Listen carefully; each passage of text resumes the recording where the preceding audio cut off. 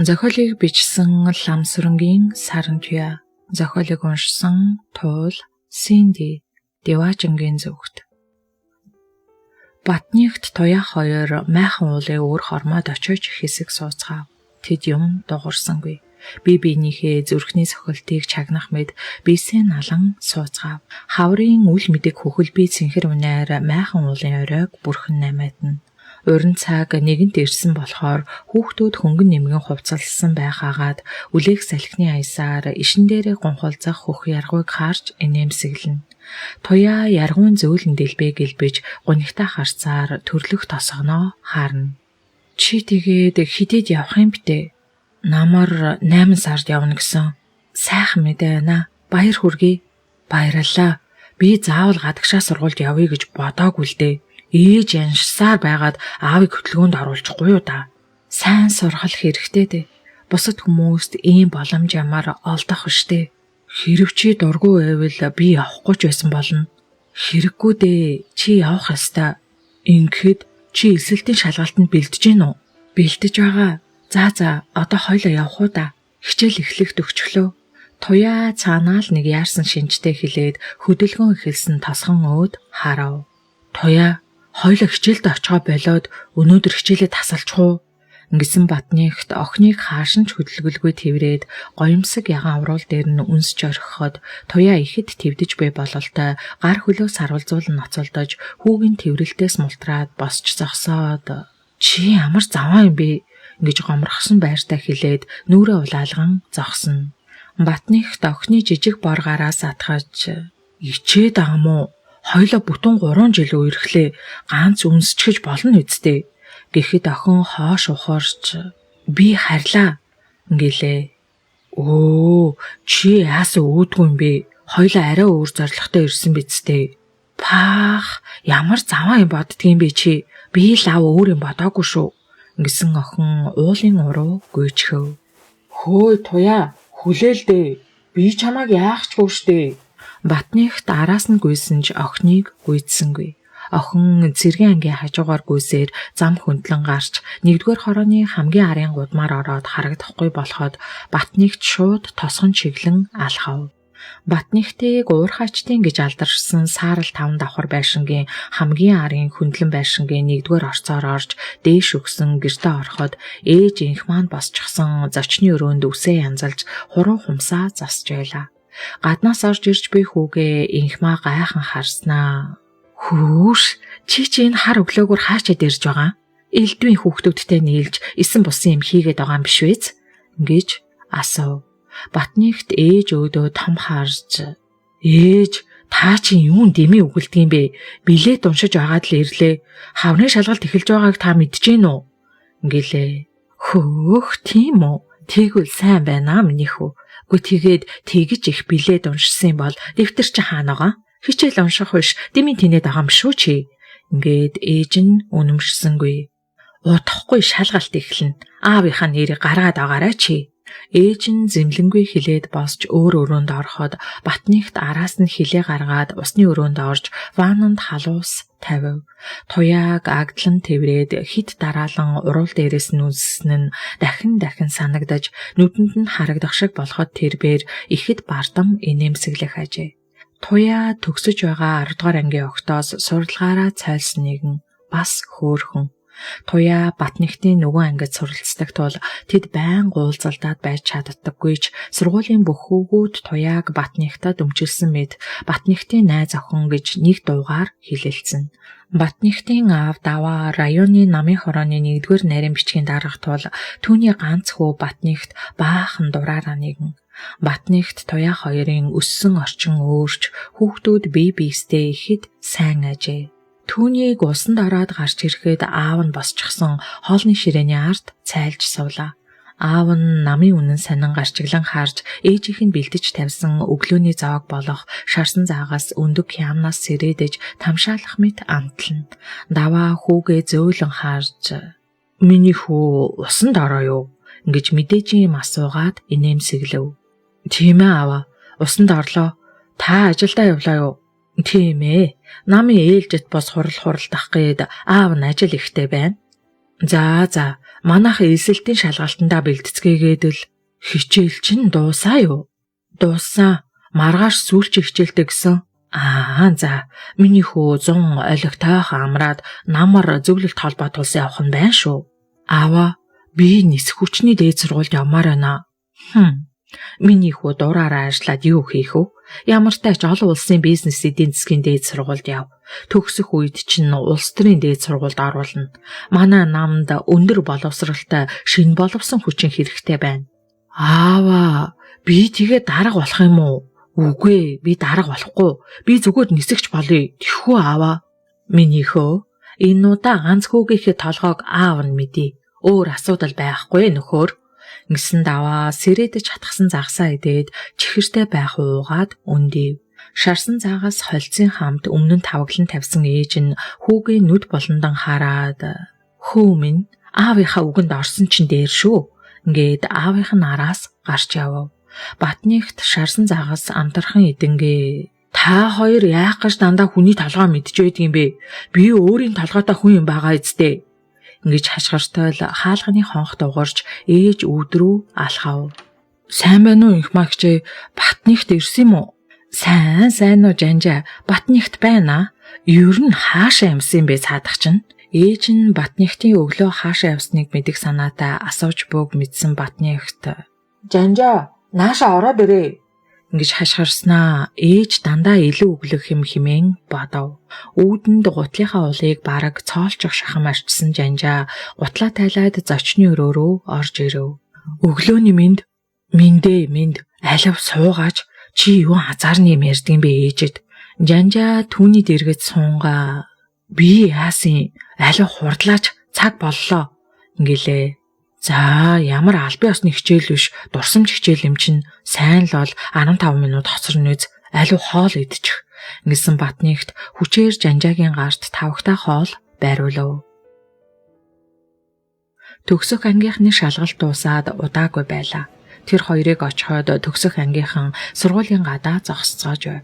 Хаврын мэлэмгэр улаан наран хүүхэд бүрийн толгойг ивэнгүй төөнөж нарны илч гэрэл хүүхдүүдийг ихэд гоёмсог харагдуулна. Охид элдв маяг хийс гаргаж өмссөн цагаан хормогчоороо гангарцгааж ихэд уйдсан байртай хэд гурваараа бөөгнөрөн зогсцгаана. Батнийхт октыг тойруулж туяаг харуул тэрбээр ангийнхаа октуудтай ямар нэгийг ярилцсан гэдэгнэж годгонон хөхрүүлдэн. Туяа Батнийхтийг харж буйг зөнгөөрөө мэдэрч эргэн харснаа хөөхөн хоёр хацарны ягаарч ичингүйрэв. Туяагийн инээх тоолон хонхойдог хөөхөн хацрыг бодон Батнийхт инэв хийлэв. Түүний инэв хийлгийг ажсан жанжаа хажуугаас нь яварч юунда энийгээд байгаа өглөө чи туяатаа нэг юм болж дээ. Гээд инэв. Гайгүй илгүү битгий худлаа буудаад агаараа ингэсэн Батнийхт өглөө туяаг үнснээ бодон нүүр нь улайв. Ортой жанжаа хүү худлаа ярихгүй шүү. Ортой л юм ярина. Мөн их юм мэдвэ чи. Батнийхт жанжааг дуугүй болгох санаатай хэлээд хөвгүүд рүү хань татан харав. Тэгвэл өглөө та хоёр уулзсан биз дээ. Намайг цонхоор харахад чи 1-р хорооноос ирж байсан штэ. Чи арай туяаг нь тоноод ирсэн юм биш үү? За юу гэж дээ дууг байгаа чи. Чи одоо юундаа ингэж маяглаад байгаа? 10-аад төгссөн аавын хүү ээж юундаа ичдэг байна? Авгаагаа хурдан аваач. Ингэсэн жанжаа хөхрөн зогтож түүнийг цохиж Батнийхт хөөн гүйлээ. Төгсөгчөд ангидаа ороход Батнийхт туяа хоёр бие биесээ хараад дотогшооров.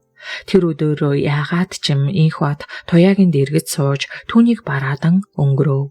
Туяаг өдөр хичээл тараад гэртээ харахад дөгөр өвгөн жижиг байшингийн зочны өрөөнд инх батын аав дамиран өвгөнтэй ярилцаад сууж байлаа. Тэд том гуйлан данхтай цай, гуйлан саранд дүүргэж хийсэн улаан борцог тавьж, халуун сүдэ цайг хийж уун борцог идцгэн. Ээж нь харин алга байв. Хоёр үнэтэйгээ хөөцөлдөж яваа биз гэж бодсон туяа өөрийнхөө өрөөнд цөнхөө оруулж тавиад гарч ирэн гараа угаав. Миний охин сургуулаасаа хүрээд ирв. Сургууль нь бүр тарчсан уу? Маргааш бага ангийн багш ирж дурсамж хичээл заагаад харна гэсэн. Тэгээд элсэлтийн шалгалтаа хүлээндээ. Ээж хайчсан муу баг хөрөн үнэ тугаллаж чаддгүй. Дамиран ах нь ашгүй ирж хоёр яст салгаж өглөө. Баярлалаа Дамраахаа. Зүгээр дээ хөөхөө. Туяа охин минь цаад инх бат чинь малын эмч болно гинүү. Юм мэдвүү охин минь. Дамраахаа инх бат цэргийн дээд сургууль санал өгч байгаа штэ. Юу? Тэр золиг цэргийн дарга болох нь дамшиг чинь тэр дими ахаа. Арсыг нь хуулахгүй бол бүр дийлдэхгүй болох нь шивдэ. Цэргийн хүн цагаан зээр 2 нутаггүй гэж. Гүй болли чи минь. Дамран өвгөн нударгаараа нүрэ арчаад хөхрөн цаанаал бас дургу биш байгаа бололтой. Одооны хүүхдүүд өөр болсон шүү дээ Дамран минь. Өөрсдийнхөө толгоогоор амьдрах цаг болсон шүү. Тийм бололтой хөө. Танаа охин ямар сургуульд орох уу? Сурвалжлагч болох юм байхаа. Үгүй аава. Би Монгол улсын их сургуулийн эдийн засгийн ангид орох эсэлтийн шалгалт өгнө. Хээ гончиг сүм минь. Одооны хүүхдүүд ийм л болоод байна даа хөө. Харин тийм дээ хөө. Бидний үед ч одоо эдний насан дээр хүнд буу мөрлөж улаан цусаа урсгаж явав да. Тийм дээ хөө.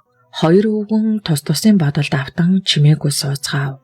Тэр гайтай өдөр их бууны дэлбэрэлтэн дөртөөгүй бол өдийд яалаа гэж ингээд сууж байхав дээ. Их орноо хамгаалж өөхөх амиа үл тоон явсны хариуд бурхан дээлтэй ганцуур хайрлаж өтөл зүрхийг минь амраас юм да. Ингэж бодсон дөгөр өвгөн цааш хараад хөл машинаар бэли ойж буй окноо өрөвдөж хайрлан харав. Дамран өвгөн хөл машин чадмаг гიშгэн бэли оёх охиныг араас нь харж 9 хүүхдийн минь баг гэж баахан эрхлүүлсэн юмсан. Энэ их бат баахан дураараа золиг гарах нэ. Миний дураараа хүүд энэ охин шиг дөлгөөн ажилсаг хүн таарна. Бас царай зүссэтэй энэ охин миний хүүг тоох болов. Ганц хин зохинтой хүүгээ суулгая. Хадаг тавья гэвэл дүгүр нэмж ав 2 уурлах болов. Химэн бодоод аяг тайвнаар нэмсэглэв. За хөө дүгрээ. Би хэд хоногоос ирнэ. Хідүүлээ нэг ярих юм байна хөө. Нямжавыг оройн 21 цаг өнгөрөөгөөд гэртээ ирэхэд дүгөр өвгөн орбитын кино үзэж охин нь өндөр насны захиалгатай хідэн бэлийг ойж суулаа. Пэ миний охин чинь одоо хүртэл унтааг байгаа мó. Наатаа орхио. Ээж нь маргааш ойчихно. Ёо гэж ам хатчихлаа байна. Дарга явдаггүй баахан цэвэрлэгээ хийгээд ирлээ. Миний охин хоолоо хийгээ юу? Ээж та цай ууж вэ? Би таныг ядарч ирэх байх гэж бодоод битүү шүл хийчихсэн. Аав шүл уугаад унтаад өгсөн. Иш муав чинь ядарч байгаа биз хөөрхий. Миний охин хідэн бэлээ ойчхов та. Хичээлээсээ ирээд 50 бэлээ ойчглоо. Хөөх мундаг шүү миний үр. Нямжав ихэд баярлан хэлээд охиныхоо ягалж өгсөн шүлийг ихэд баярлан идэв. Миний охин эртхэн гэртээ ирэх арга байна уу? Аав чинь би нэг л биш байх шиг. Нямжав санаа зовсон байртай хэлээд охиноо харав. Би эрт ирнэ ээжээ. Туяа аавыгаа харан хэлээд ойдлоо үргэлжлүүлв. 2 тугалтай үнэгээ төрдөө дамирнгийн байлгаснан дээр боллоо. Энэ өвгний даралт ихсээд ойртоо таагүй байх болов. Сайн ёрлаавал биш. 260 төгрөгч гэлээ амьдралд нэмэртэй. Охин сургуулаа төгслөө. Одоо 5 жил мөлөгчхүүл охин минь амьдралд хүрнэ. Энэ янзаараа зүтгээд байвал би 5 жил зүтгэжхэл байх. Өндөр насны энэ бэлийг ойход бас хідэн төгрөг нь хэрэгтэй юм да. Нямжав амьдралынхаа тухай бодсоор унтахаар хэвтэв. Туяа ямартай жилсэлтийн шалгалтаа амжилттай өгч Монгол Улсын их сургуулийн эдийн засгийн факультетэд орж суралцах эрхтэй болжээ. Зуны амралт эхэлсэн тул Туяа аавыгаа асарч Нямжав ажиллаа хийн зүтгэж байлаа. Туяа өдөржин ажлын бэлээ ойж машин точгонтол гიშгэн. Батнягт өдөр бүр тэднийхээр ирнэ. Зуны бүгчим халуун өдөөрөө нүгэлтэн дуусах үес, оройн сэвшээ салхих үл мэдэг хөдлөх үес Туяа Батнягттай уулзахаар гэрээсээ гарав. Оройн сэрүүн эхлэгийг хүлээж байсан аятай уурхачны тосгоны залуус хөдөлгөөнд орж эн тэндгүй инээд цайлгаж мотоцикл унаж дэгжиргсэн уурхачин залуус давхилтна. Соёлын ордны өмнө хүүхдүүд тоглож гадаа гудамжны явган сандал дээр хөгшөд нарлана. Налайх бол олон ясны өлгийн нутаг гэж хэлэхэд хэлсдэхгүй. Монголын хамгийн анхны далд уурхайн тоонд налайхын нүүрсний уурхай зүй ёсоор орно. Налайхын нүүрсний уурхай нээгдмэгц шин тутам засгийн газраас Монгол орны өнцөг болон бүрээс залуу иргэдийг авчирч уурхайд ажиллуулжээ. Улс их орны баруун, зүүн, өмнөд, хойд хязгаараас ирсэн олон ястан иргэд энэ районд харьяалагдах болсон тул орон нутгийн мэргэжлийн урлагийн байгууллага болох уурхайчдын соёлын ордны уран бүтээлчид тэдгээр иргэдийн үндэсний язгуур эрх ашигт нийцүүлсэн час хийсэн уран бүтээл хийх гэж зүтгэнэ. Уурхайчдын соёлын ордны найруулагч Дэлэх буян гэх Зузаан Бороор өглөөний шаргал гэгээнээс үдшийн хариу бүрий болтол ажиллах тул ажиллагсад ч мөн уртсгсан цагаар ажиллана. Харин тэдний хинэнч илүү цаг ажилласны хөлс үл нэхнэ. Нямжав авгаа энэ байгууллагад жижүүрхийн. Тоглолттой юм уу нийтийн цэнгэнд бүжигтэй үед билет таслана. Монгол ардын уртын дууг гайхалтай сайхан дуулах тул томоохон тоглолтыг нээж шуран хайлна. Залуудаа ханилсан ханаа 39 оны халахын голын байлдаанд нулимстай өдөختөө хөл хүнд хоцорсон. Нөхрөө байлдаанд явуулсны дараа 5 сарын дараа төрж сайхан охинтой болсон. Охин өрөө төрүүлээд удаагүй байхад нөхөр нь тулалдааны талбарт амиа өргөсөн аимшигт хар мэдээ чэжин тус газар нь сум цоочин орсон цустай замцны хамт Нямжавт иржээ. Энэ мэдээг аваад даанч удаагүй байхад тэднийд зочид иржээ. Оройн шаргал нарны даагуур тоос татуулан ирсэн тэр зочид бол талигаач ханыхан төрсөн ээж ихч хоёр нь байсан. Охин минь чи залуу хүн дахиад хүнтэй сууж өөр амьдралтай бол тэгээд олон сайхан үр хүүхэдтэй болно шүү дээ. Харин би ганц хүүтэй хүн. Ганц хүүгээс минь үлдсэн энэ ялахыг надад өгчих. Ээж нь үхтлээ үнэрлэж голоо зоогоож байгаад өгье. Хадам ээж нь нулимсандаа хахаж цацсан байж яриад өвдгийг нь тэрэн унахад толгой руугаа хүнд юмар цохиулах шиг гол харлан багтарч хөөрхийхийг өрөвдөн нялх охиноо өгчээ. Хадам ээжийнх нь буурал ус задран сэгсэж түмэн өрчлөөд нүүр нь нулимсанд нэвт норсон байхыг харах үнэхээр хэцүү байв. Хадам ээж дотоод сэтгэлдээ хүртэл нулимсанд нэвт норж буйг Нямжав харж түүнийг өрөвдөн шаналж нөгөөдөөгөөр хайртай нэлх охиноо өвөр дээр навч тавихад мэгшин уйлж хоцорсон намрын тэр хар өдрүүдийг одоо хэрн иргэн санахад маш хэцүү байдаг тул Нямжав аль болохоор бодохгүй гिचээдэг ажээ. Охин минь зүүлэг өвчтөй хүн адил ингэж завж явснаас хоторон бараад олны дундаар химэн нэг өдөр эцэг нь арга барагдсан байртай хэлснээс хойш Нямжав хот явах бэлтгэлээ хийж байлаа. Гэхдээ тэр нэг шөнө Нямжав яазгүй муухай зүйлээд хашгиран сэрэхэд өөхөндийн байрсан ихэн дээрээс нь тонгойн зогсож байв. Гүй миний хүүхэн яав? Хар дарж чарлаад байх чинь. Харин тийм ээ. Ямар муухай зүйдэл вэ? Маа миний охин. Ээжийнхээ самаар үсээ самнаад орхи. Ээж нь эвэртэй ishтэй самаа өгөхөд Нямжав дуртай дургу авч өтгөн хар үсээ самнсан болоод буцаан өгөхөд ихэн саманд үлдсэн үснийхэн сэвийг Нямбайлан авч шатаан охиндоо өнөрлүүлж муу зүуд биелхээс сэрэмжлээд сая санаа амраа бололтой дингээ барьсаар ор руугаа майтран холдов. Гэсэн ч хөөрхийхийн хийсэн дом амжилтанд хүрсэнгүй. Их орондоо очиж хэвтэж амжаагүй байхад хотны ноход шуугуулсаар морин төвөргөн ойртон ирж яахыхийн зурдгүй эсгийн өвд өргөн шидэгдэж хоёр хүн шурт хийн орж ирсэн нь хадам ээжийнх нь хамаатангийн хүмүүс байлаа.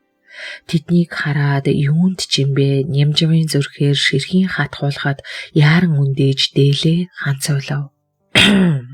Гү та нар чинь энэ шөнөөр яаж яваа багцвал вэ? Аав нь хоолоо засан өндийгөө хэлээд салгалж чичирхийлсэн гараар тамхины хавтгаа шүүрэн авч мод толгой нийлүүлв. Амар байна уу та? Бид Нямжавтай уулзах гээд. Юу болов? Нялх хүүхэд нас орчихлаа. Бурхан минь. Одоо яанда? Аав нь үг дууралгүй гөлөрч ээж нь уулга алдахад Нямжав дээлээ бүслээж шурхийн гарав. Гадаа хоёр морь тушаатай байсны нэгний тушааг шовт татан аваад мордож ухсхийн давхив. Шөнийн гүймиг салхи хүзүү хацар алгадан ширүүсгэд тэр ширүүн салхийг хаг зүсэн Нямжав давталгав. Халуун нулимс хоёр шанааг даган сад тавин урсна. Шөнийн цагаан саран тэртээ дээр мэлтийн хүний хагцалт тавиланд гутрана. Ганцаардмал тэр сарны доор ганцаардсан хувь тавиландаа багтарч нэмжав. Амгалан морины ган дөрвөн туурайгаар газрын хөрсийг онг татан давтлахсоор өглөөний шаргал гэгээтэй уралдан хадмын гадаа очиход нялх балчир үрийг нь хөдөөлүүлсэн хідэн хүн Батхан уулаас салбарлсан хүүш хайрхнаас ирж байв. Та нар ч намайг хүлээлгүй миний охиныг хөдөөлүүлээд ирж байгаа мó гэж нямжав. Хави улсыг цочиж хэртхийлэгмээр цахирдан орилоход орчны уулс хад чулуу харамлах мэд давтан хараглан цуурайлав. Умаахан тайлыгаа чи хөдөөлүүлэх цаг нар тэгж таалав. Охин минь хорвоогийн аран шинг даг хаас өөрийн алтай билээ. Арвахирийн хүрээнээс залагдаж ирсэн ламтанг хоёр алгаа намжлан байж айлтахад дөнгөж төрсөн ялх амтанд нүгэл байх уу гэж хашгирсан нямжав. Морин тусран мордоод ухсгийн давхив. Хүүш хайрхан тэртээ алсаас өрөмтөн шаргалтаж харагдахад залуу их нэг сүрхий ихэр татаад тийш хурдлав. Өглөөний шаргал наран тааламжтай гэгч зулаа дээрээс төөнөхөд нарны гигийн тэр туяан доор анх удаага нэмжөө чичирч дагжин байлаа. Өн эртнээс нааш эцэг өвгдийн онгонг хөрсөндөө хадгалсан буурал хайрхан ууланд ойртон ирэх үес хідэн том тас явглан нэгэн зөвхт ихэж шимтэн ойртоход нямжавын дотор пал хийж хоолоо өдөн айдас толон ирэхэд унсан морин өргөж хуйхартал муухай орилсоор мориныхоо хоёр тал руу гуйвчин ороолгосоор давхин хүрэхэд хөөрхийн охиныг нь бүтээсэн том цэнхэр самбай намрын салхинд хүй үлээсээр угтхан тэр хөөрхий дөө миний мохон иви минь гэж ээжийг орхиод явчихдаг нь яаж байгаа юм бэ? Миний охин ээжтэй гомдоод явчихаж байгаа мó? Яг тэглээ. Чамаага хэрэггүй өгчээ. Хэрэггүй өглөө. Ээжигээ өршөө. Нямжав хөсөр хөвцөн амьгүй болсон хүүхдэд тэрэн уйхилж гарав. Үрээсээ ханаасаа хагцхын завланг дэндүү залуудаа үзсэн нямжав ийхүү цээж дөрөн гуниг нүд дөрөн нулимстай нутгаа орхон гарснаас хойш 33 жил өнгөрчээ. Хотод ирээд 10 гаруй хонож байтал ах нь нямжвыг дагуулan явж бөмбөгөр ногоон театр дагуулan ирж нэгэн хүнтэй уулзуулсан нь Монголын урлагийн алтан үеийнхний нэрд төлөөлөл болсон нэмийн цэгмэд багш байжээ. Манай энэ дүү их сайхан дуулдаг юм аа. Тэгээд л танд нэг сонсох гээд ах нь дуу муутай хэлээд доош харсан нь дүүгээ шалгаруултанд тэнцэхгүй байх гэж бодсных байлаа. За тийм бол дуул даа хөөхэ. Ямар дуу дуулах юм? Алтан богдын шил. За дуул хөөхэ. Алуу тэр жамсран хуур аваад ороод ир гэж хэл. За найруулагчаа төдөлгүй морин хуур барьсан жижигхэн бар хүн орж ирээд үүдэн загсав. Алуу жамсраа алтан богдын шилийг нэг яваад хачхөө. Энэ хөөхөд өвөр хангаагаас ирж гин. За огшоо шалгах юм уу? Гэсэн хуурч сандал татан суугаад хуураа татав. Алтан богдын шилд алтан гургалдаа жиргэн. Хуурын аялгуу буурал хорвоогийн хатуу зөөлнийг өгүүлэн аргадан ихшгэлэхэд охин хонгор хоолон чадамжийг гайхуулж нэмжав шуран хайлан дуулахдаа дайнд ам өргсөн ир нөхрөө хүний хорвоогоос дайжин одсон нэлхүрээ дурсан хатуу орчлонгийн өндөр босхийг зөөллөн уйлж баясан дуулав. Багш түүнийг ихэд анхааралтай харж суулаа. Чухамдаа хорвоогийн өнгийг чин сэтгэлээс илэрхийлэн дуулсан нь багшид ихэд таалагдсан байсныг нуух юм. Нямжав урлаг хэмээх их айлын үүдээр ийм бэргэн орж алтан тайзны эзэн болох уран бүтээлчдийн замд оржээ. 1945 оны 8 дугаар сард ардын дуг бүжгийн чуулгынхан Японы империалистуудын эсрэг мөр зэрэгцэн тэмцэж яваа Орос Монголын цэрэг дайчдад концерт тогложээ. Говийн халууныг арайхийн туулсан дуучид нүүр толгоогоо олдсон жаах уусаар хувааж угаагаад шууд тоглолтод гарав. Ганди юу модондоо галуун иргэнэхөө газрын маань холоосоо хүн маань ирнэхөө дайснаа даарж дархан залуу мандуулсан цэрэг эрс нямжвыг 3 дахин дахиулжээ. Түүний дараа олон нийтийн бүжиг болж Орос Монгол зэргүүд холилдон бүжгэлцгээжээ. Энэ бүжгэн дээр нямжав дөгөр хоёр анх танилцсанаар тэдний хамтын амьдралын 40 жил эхэлжээ. Нямжуу улирч өнгөрсөн амьдралаа бодож жижүүрийн ширээний арда бодлогшорч суудал өмнө нь нүүр харагдтал зүлгэж ачдсан жижиг сян аяхтай хоол тавьсан охин нь нүүр өөдн инээмсэглэн харав.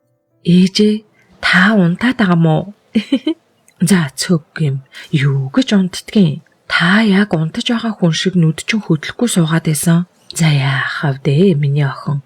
Ээж нь аав чинь талаар л бодоод сууж байсан. Ээжээ би танаас нэг юм гоё тэхүү. Яасан бэ миний охин? Ээжээ би бүжгэнд орлоо. Цөг юм. Хар нэлхаасаа юу? Ээжээ би сайн охин бидтэй. Найзтайгаа орох гэсэн.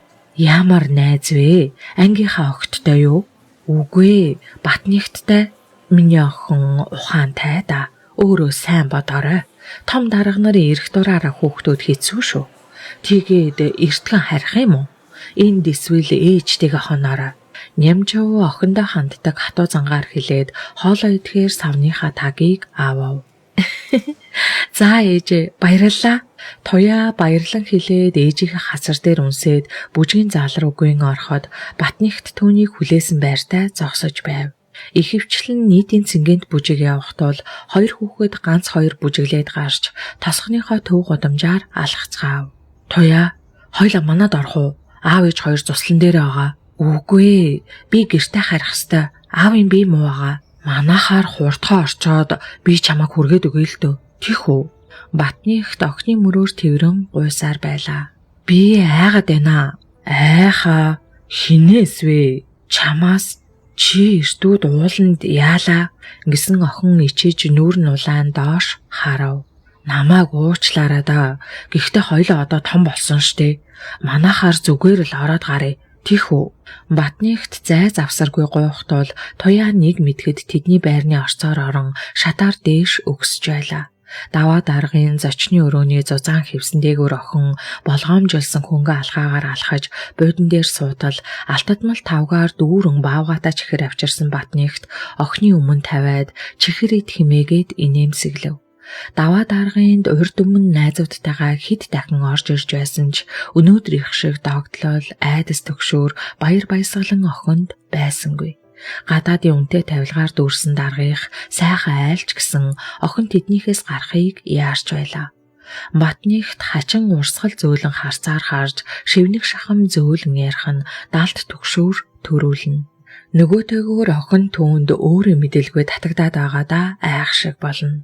Батнихт хөгжим тавьж хүүхдүүд бүжиглэмээр болсноо чадалгүй бисээ тас тэврэн тасалгааны гол зогсож байснаа мэдээж хин хинэн ичин улаасаар Батнихт хөгжмөө унтрав. Туяа би чамд хайртай. Батнихт нэг их өндөр амьсгаадан хэлэхэд охин хүзүүгээ хүртэл улаан доош харна. Битгий чи хойлоо одоо том болсон штэ. Батнихт охины мөрөөр тэрвэн өрөөндөө орж цээжин биеийг нүцгэлж эхлэхэд охин мэгшин уйлж эхлэв. Ингэсэн ч Батнихт хэдхэн мөчийн дараа охиныг нүцгэлж тэрвэн үнсэж эхлэв. Зөөлөн гиншин яалсан туяа тэр шөнө охин насаа гээсэн байлаа. Туяа Батнихт хоёр энэ шөнөөс хойш хид хідэнтэй уулзаж эсрэг хүйсний жаргалд умбав. Намрын усан бороо хэдэн өдрийн турш тасралтгүй орсон нэг шөнө дүгрийн хашааны хаалгыг нэг хүн ихэд хүчтэй нүдэх чимээнээр туяа цочин сэрэв. Ээж нь ажилтай тул охин цэрэг ногоон цовог нөмөрсөөр гарахад бороо хувангаар асгарсан мэт шайгаж байлаа. Аавынхын дараалт байнга ихсэх тул охин аавыгаа цочоохгүй тулд яаран гарсан нь энэ ажээ. Хашааны хаалганы цаана машины гэрэл мэлтийх тул охин айж "Хинбэ?" гэж хашгирав. "Би байна. Баг ивэн." Батнихтын сандарсан дуун гарахад охин гүйж очив. Хашааны хаалганы цаан шолбойтлон орсон Батнихт охиныг тэрсээр машинд оруулахад машинд жолооч байсангүй. "Хүй, чи өөрөө машин барьж аваа мó?" "Тийм ээ. Чамтай уулзах гээд." "Яасан бэ? Чиний царай тааруу байх чинь." "Найз нь өглөө Москва нисэх болчихлоо. Өглөө 7 цагт." "Юу? Ийм хурдан уу?" гэсэн туяагийн хоолой зангиран нүдийг нь нулимс бүрхээд ирлээ. "Найз нь очоод захиа бичнэ. За юу?" "За." Энэ үед бороо улам шайган орсон тул хүүхдүүд бисээ тэрвэн хэсэг сууцгаав. Хоёулангийнх нь нүднээс нулимс асгарч нүүрэн нойтон болсон байв. Тэгнэ захиа бичнэ. Би жирэмсэн болчихсон юм шиг байна. Туяа ихэд зориг гарган хэлээд Батнихтын чэйжинд наалдав. Баярлалаа. Чамаага их их санах байх та. Би чамдаа хайртай. Өвлийнхөө амралтаар ирээд хоёлаа хормой хийнэ. За юу. Тэр хоёр усан бороотой намрын тэр шөнийг дуустал ярилцаа цаалахад үүрийн бүдэг шаргал гэгээ уулын цаанаас өнгөж байлаа. Бороо зогсох төлөвтэй харагдана. Охины гаднаас орж ирэхэд шөнийн тарианда нам унтсан дүгэр өвгөн сэрж "Миний охин би засаад ирвөө" гэхэд охин толгой дохоод аавдаа зэлгэн цай халбагдаж өгөв. "Аав нь би засмаар байна. Аавыгаа түшээд гарах уу миний охин? Гадаа бороотой байна. Та хувьд би засчихв. Үгүй ямар дөрвөн мөчөнд хөдлөхөө байсан хүн биш. Юу гэж охиноороо шээс бас зөөлөх вүлээ?" Өвгөн зөрүүтлэн гадаа гарахад охин түшиж гарав. "Бороошож байна да охин минь. Яаж чуухан хоёр өвхөртэй атга өвс авч өгдөг юм байгаа да. Энэ муу би нэг л биш байна" гэж өгүүлсэн дүгэр өвгөн тэнгэрийн хаяа харан хэсэг зогсов.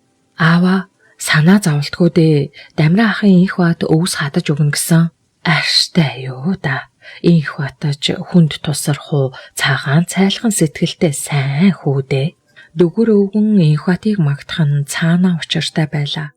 Хэд хоногийн өмнө Дамиран биеийг нь асууж ирэхдээ хоёр хүүхдээ алсан нийлүүлчих юмсан гэх утгатай хэлээд явсныг өвгөн алсуураа зөвшөөрч байлаа. Зунжин бээли ойсон туяа намар сургуульд орохын өмнө хөөхөн мөнгө олж шинэ хичээлийн жилд өмсөх хувцас аваа зогсохгүй нэг машин өвс худалдан авах мөнгө олжээ.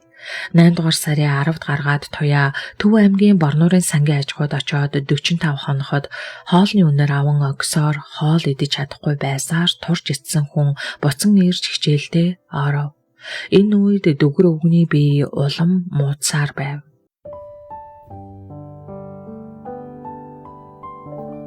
Батнихтаас ойр ойрхон захиа ирж туяаг баясгана. Батнихт олон улс үндэсний залуустай эвтэй найртай байж сайн суралцаж байгаа тухайга болон туяаг маш их санаж буй тул өвлийн амралтаар очихороо хурмай хийх тухай бичнэ. Туяач хариуд нь хичээл хүнд ангийнхныхаа талаар бичилцэж байв.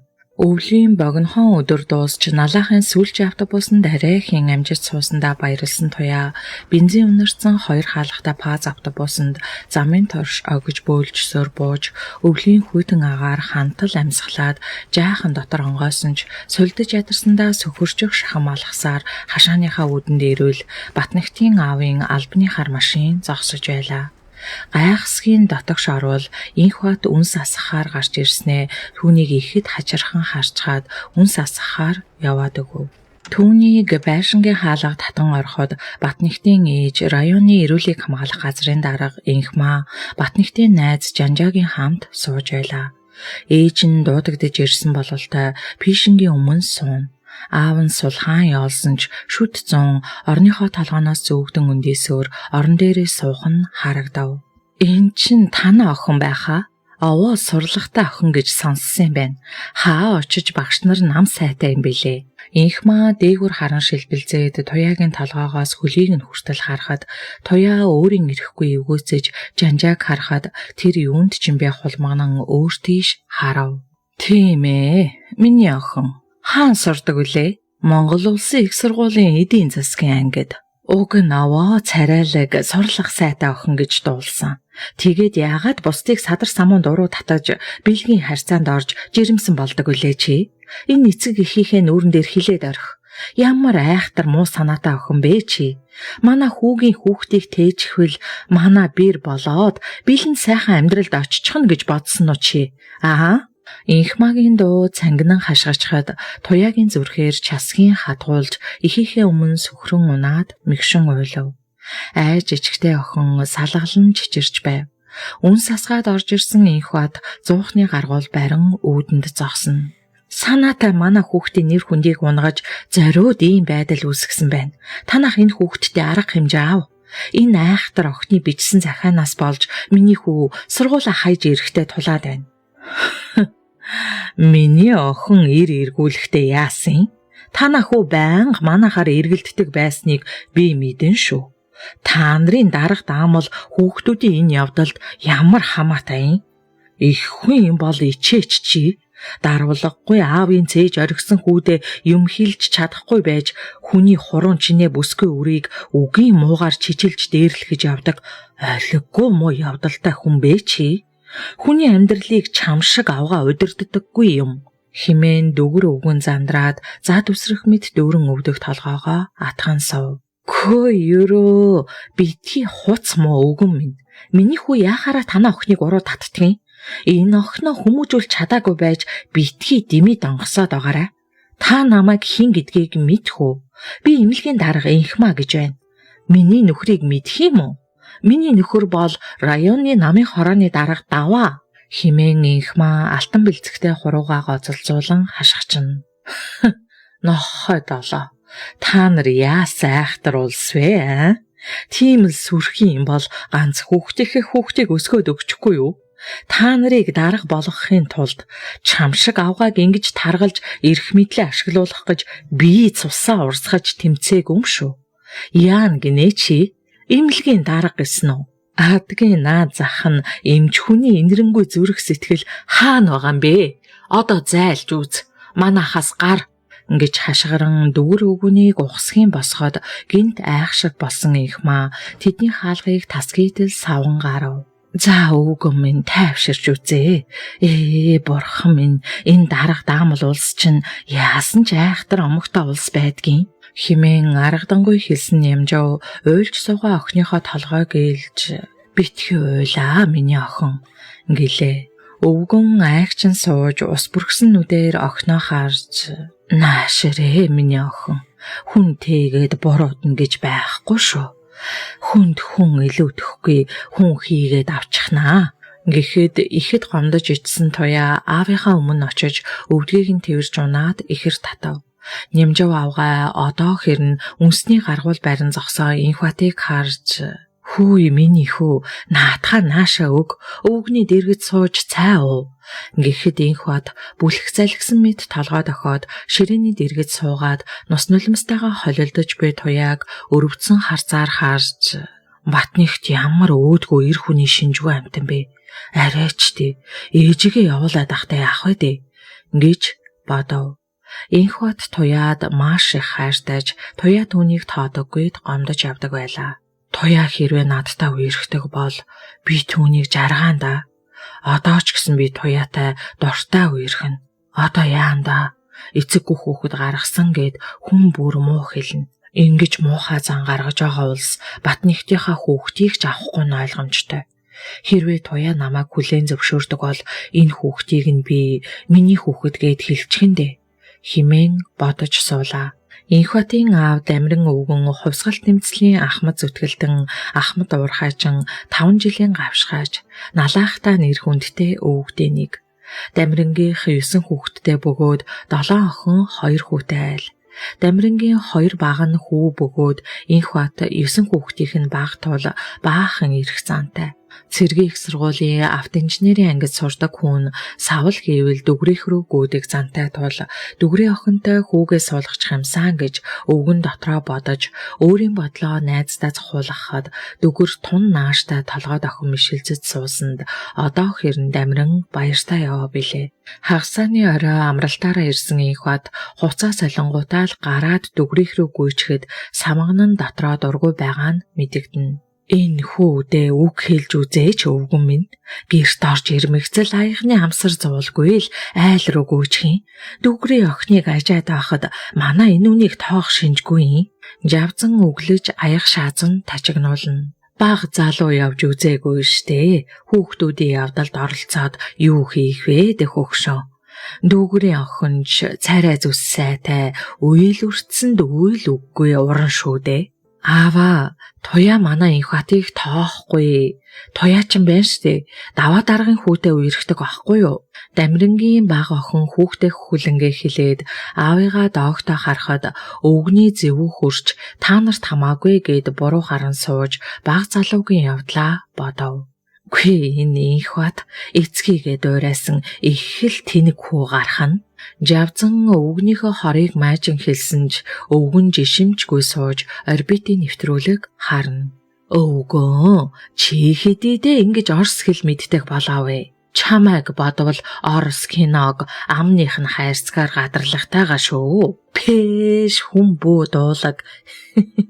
Жавзан төсгийтэл инээд алдахад зөнөж байгаа юм байх та энэ ихнэр одоо юм л олвол хэрүүл хийдэг боллоо химэн бодов. Охинч нөгөө өрөөнд хүүхдээ өрслөөд унтаад өгөв. Уурхаад ажилдаг багын дээд хүн ядарсан бололтой ихчийнхээ өмнөр гудас хайж дээр нь хөвцсөн чихтэй хорхирон унтана. Жавзан дамиран хоёрын том янхгар төмөр цонхны өмнө аль хэдийн засагдсан харагдана. Жавзан шкафнаас 90 давгаар өнгөлсөн гудас гаргаж хүүгийнхээ наагуур зэрэгцүүлэн засаад дээр нь хүнжил тавих нь инх батад ор засаж байгаа бололтой. Хашааны хаалган зөөсөн том хонх дүн данхийн дугуйрх нь хүн орж ирж буй бололтой. Хүү ирж байх шиг байна хөгшөө. Тэг их шиг л боллоо. Хөхийтэл тинэдэл явах юм. Залуу багнаас таа хөө. Битгий хүүхэд өгшүүлээд бай чи. Миний хүүгээс хаа очиж буруу зангарахгүй шүү. За дуу ороод ирлээ. Байшингийн хаалгангойж бөөн цан савсуулсаар инх бат орж ирээд үүдэнд гутлаа тайлаад хаалга төгчгэд Жавзан авгаа цагаан савтай хоол халаахаар гал дээр тавив. Хоол идэхгүй ээжээ. Юу? Хаана хоол идэвэ? Дүгэр ахын дэл ахгүй юу? Мах чансан. Гүй тэдний яах вэ дээ? Үхэр идсэн цөөн бүлтэй айл. Ээж тэгээд л илүү өглөөд байдгийн. Харин тийм ээ. Ээжэд чинь айлын хоол ер нь ямар падли байна. Илүү үгтэй гэдг нь. Дамиран хүүтэйгээ нийлж эхнэрээ зэмлэн дуугүй болгов. Аава туяаж ирэмсэн. Юу? Тэнгэр минь одоо яана? Жавзан уулгалж дамиран хүүгээ том харав. Тэгээд тэр хүүхдийн эцэг нь хийн? Аль түрүүний хүүхдэд тэрэн унтсан мэд хэвдсэн их чинь ярианд оролцсон бүр босоод суучхав. Туяад тохиолдсон явдлыг ярьж ээж аавтайгаа зөвлөх гэсэн инх бат ихчийнхээ сониуч царайг харж хилээ хазах мэд чимээгүй болов. Эдний дээргээд ярьж болохгүй. Хил амаа билүүдээд зэвүүн гэдэг нь хэний хүүхэд юм бэ инх бата? Би чамаас асуугаад байна штэ. Их чинь цаанаа л хэрэг дурлан асууна. Юу хэрэг дуртай юм бэ та чинь? Би чиний төрсөн ихч чинь байна. Би тэгвэл хүүхдээ эцэг нь байна. Яагаад ингэж худлаа хэлснээ инх бат өөрөө ч мэдэхгүй байлаа. Ёстой хийлэх үг алга. Одоо нямж бөө юм болно. Хүний хүүхэд хар нэлхаар жирэмсэн болгож сургууль хичээлгүй болгочихдаг.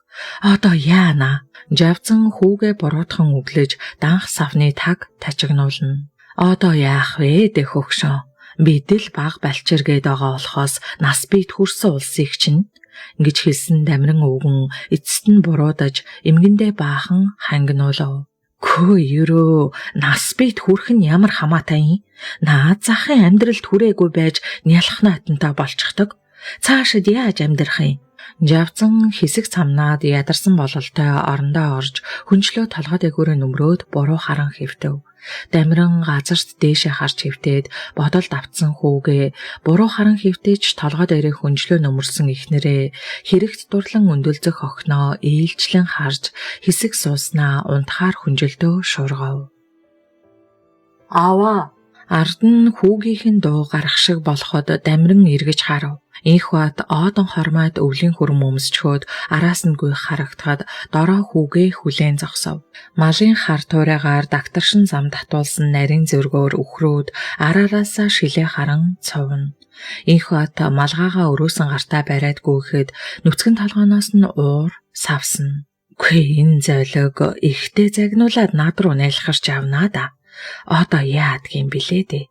Нэгэнд хүүхэд чухттай болсон бол хүүхдийг нь гаргуулад харахаас биш яах вэ? Жавзан яах вэ? Наана тэгжил байдгийн. Хүүхдийг харахаар өсгөөд өлөвгөн химэн бодов. Аава та үхрээ дуугаад ердөө сонсохгүй хүн таныг дуудаад л гүгээд байла. Зойлог аав нь сонссонгүй штэ. Аав хүү хоёр майхан уулын өвөр ингэрлөө үхрээ бэлчээчгээд ярилцсан суув. Миний хүүг ээж нь загинжил байна уу? Өглөө загнаагүй. Аавтаа нь ярьж байгаад туяа гуйна гэсэн. За тэгжил таарна. Гэсэн Дамиран хөвөнтэй хөрмнийхээ халаасыг ухаж жижиг дугуй хайрцагтай улаан дүнс гарган жижиглэж хийцсэн нэмгэн цаасанд орон татав. Аава, бас нэг яриа байна. За юу гэлээ хүүхээ? Аава, энэ яриа зөвхөн та бит хоёрын дунд үлдэхин. Оо хайс. Аава, туяагийн гидсэнд байгаа хүүхэд миний хүүхэд биш. Юу гинэ хүүхээ? Тийм ээ аава. Энэ үнэн. Гол нь туяа том даргын хүүдээ найзалж агаад жирэмсэн болоод хаягдчихсан. Мөө. Тэгээд миний хүүд ямар хамаатай юм. Би туяад хайртай. Гол нь би түүнийг элдв хүнд муу хэлүүлмээргүй байна. Тэгээд туяагийн хүүхдийг өөрийнхөө хүүхэд гэж яриад явж байдаг. Дамиран үнэнхөө гайхаж хүүгээ харав. Дөнгөж 18 хүрээд хэдхэн сар болж буй хүн түүнийг харж хэргүй цагаахнаар инээмсэглэнэ. Залуунасаа гэж ийм л сайхан да. Миний хүү уужим сайхан сэтгэлтэй хүн болох нь гэж Дамиран өвгөн баярлав. Миний хүүг тэр охин тэгээд хайрлаж чадах юм болов уу да? Сэтгэл гэдэг хэцүү. Тэрнээс биш гидсэнд буй хүүхдийн буруу гэж юу усан бэлээ. Гүй ингэхэд чи туяатай ярилцсан юм уу? Өөрөө хүний өмнөөс шийд гаргаад хөөрцөглөөд гүгээд байна уу? Гэж асуусан өвгөн хүүгээ зэмлэнгүй хэрнээ төгшин харав. Би туяаг хүний өмнө муугаар харагдуулмааргүй байна. Гол нь миний хүүгийн тэр сайхан сэтгэлийг цаад охин чинь ойлгож миний хүүг хайрлаж чадах уу? Чи тэгээд наад үгээ цаад охиндоо хэлсэн юм уу? Эцгийгээ ихэд нухацтай хэлэхэд цочих шиг болсон ихвад толгоос ихсрээд доош харав. За хүн минь амьдралд сэтгэлийн хөөрлөөр хандаж болдоггүй юм. Тэгээд чүнээр хүн хийн гэдэг амаргүй. Одоо харь гэртээ очиод элдвийн имэрж ихийгээ битгий заваагаад байгаарай чи. Би дүгэрийнхээр ороод харина. Энэ талаар харин цаадуулдаа ярих хэрэггүй шүү. Ихэд бодлогшрон байж хэлсэн Дамиран өвгөн шилбүр модоо тулан босоод уул уруудан алхахад инхват эцгийнхээ араас толгоо унжуулан алхана. Туяа надад хайртай болчихвол мөн сайхнаа. Би хүүхдийг нь хайрлаж өсгөнө. Дамиран өвгний гэрт ороход дүгэр дээшээ харж хөвтөөж яалж байлаа. Царай нь баргаар минэрсэн хүрэн болсон байхаагаад ихэд турж тохоо өдөгнийх нь яс гозоосон харагдана. За яаж байна да хөгшин минь? За да өвгөн нь нэмрээр баг болж л байна да. Хорон чинээ хүүхдтэй энэ муу ихнэр хэц үтх нь бололтой. Дүгэр ихэд амьсгаадан үгээ таслан хэлхийг Дамиран сонсоод түүнийг нүд халшран харж эмч тэгээд юу гэх юм битээ хөө? Ихнэр охин хоёр ч хайч авъя гэлээ. Эмчэд үзүүлэх юм байхаа. Миний өөдөөсгөн охин хэрэг тариад аахөө. Даваа даргын хүүгээс хүүхэд олж гин. Даргын ихнэр хангинаад сүйдэлхэн шиг байна. Муу охиныг өмнө хөтлөөдөл явлаа. Байдлаас найжвал өнөө гидсэн тхийг нь алах бололтойдаг. Тэр хүнч хань болох хүн биш тэгээ. Манайхта зэнда таарахгүй улс аргагүй эцтэй. Химэн дүгөр гомдолтой хэлэхэд жалхан бүүр харьсан нүдэнд нулимс бороошин дүүрээд төд удалгүй хуурайшгаад Дамиран хэрдгийн цочиж журмын андаа ихэд өрөвдөж туранхай шуун дээрээс нь зөөлөн атгав. Битгий санаа зовоо хөө. Би амьд байхдаа тэр муусантай ханцуу шамлаад л үзэж тарна. Чи биднээс энэ муусан байтугай Японтой дайтаж явсан улс гайгүйч хэвтнэз гэж туранхай жээжээ хэрзэгнүүлэн хаанхалзав. Би ч нэмэргүй болох нь бололтой. Чи минь манай хоёрыг харж хандаж байдаг юм шүү хөө. Хэлүүлэлт юу ах вэ? Чиний шар охинд миний хүү ам эмгээж хөөе. Энэ хоёрыгоо нэг айл орон болгоод авчих юмсан. Чи мэдэрээ хөө. Чиний хүүг би юу боллоо гэж цааш нь түлхэх вүлээ. Чиний баг залуу харагдаад байдаг юм шүү. Чи миний моохонд түшиг толгоор болж байдаг юм шүү. Дүгрийн хамар хавчин өндөрсч нүдний хараа тунгалагшиж хоёр мөрөн тэгшэрснийг харсан Дамиран андынхаа цаг дуусч буйг гинт мэдэрч дагжин чичрэв. Би чиний охиныг яалаа гэж орхих вэ дээ дарга минь. Хойд хянганд эд тулалдаж явхад чиний минь хамаанд та базар байна. Ган төмөр хугарах шиг л тас хийдгсэн. Гисэн дамиран мушин инээсээр хүнжил доогуур нь гараа явуулж хөлийг нь байрвал цэлдэн хөх болсон байлаа. Дамирангийн дотор хүйт оргиж өөрийн ирэхгүй нулимс нүдийг нь бүрхэн авахад миний найз ингэсгээд хөвтөж бай. Би гал түлээд аяг сайхан цай чанаад балах шүл хийгээд орхий. Ингээд дамиран ихэд хурдан хөдөлж гал түлэн цай чанав. Энэ үед дүгрийн бие ихэд хөнгөрч нүдэнд нь цэлэлцсэн цагаан туяа харагдах тул өвгөн нүдэн анин хөвтөж байлаа. Дамиран өвхөө юу гэв?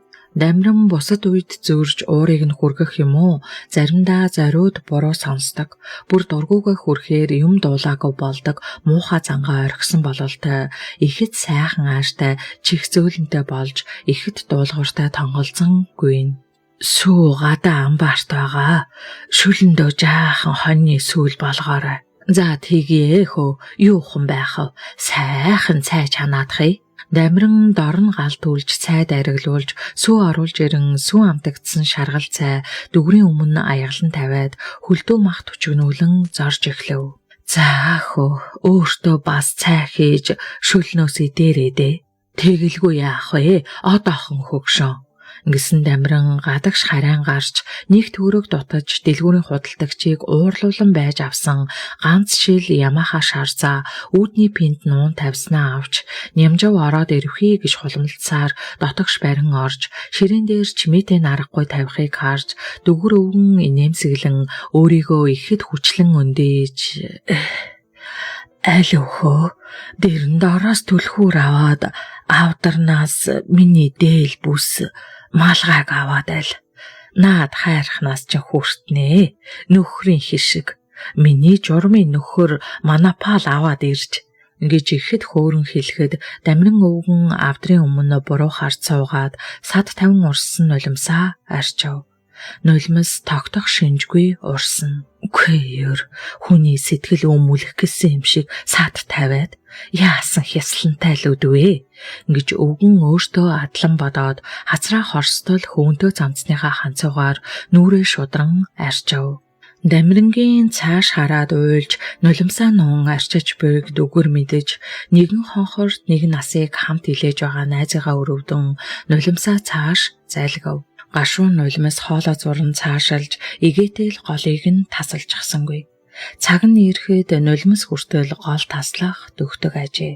Хоёр өвгөнийг ийхүү мөнгөнөж байтал муу байшингийнх нь хаалга сэвхийн онгойж Орос хромон гутлын хоншоор гэлэлзуулж каракул захта хар драпан пальто өмсч дэгжирхэн дээр үеийн цагаан цэргийн офицер аятай лонах малгай толгой хөндлөн тавьсан ганган метав цэмцэгнэн орж ирээд алтан соёо чүдээ яралзуулан инээд алдан мэдлэв. Пөөх та хоёр чинь найрлаж суух шив.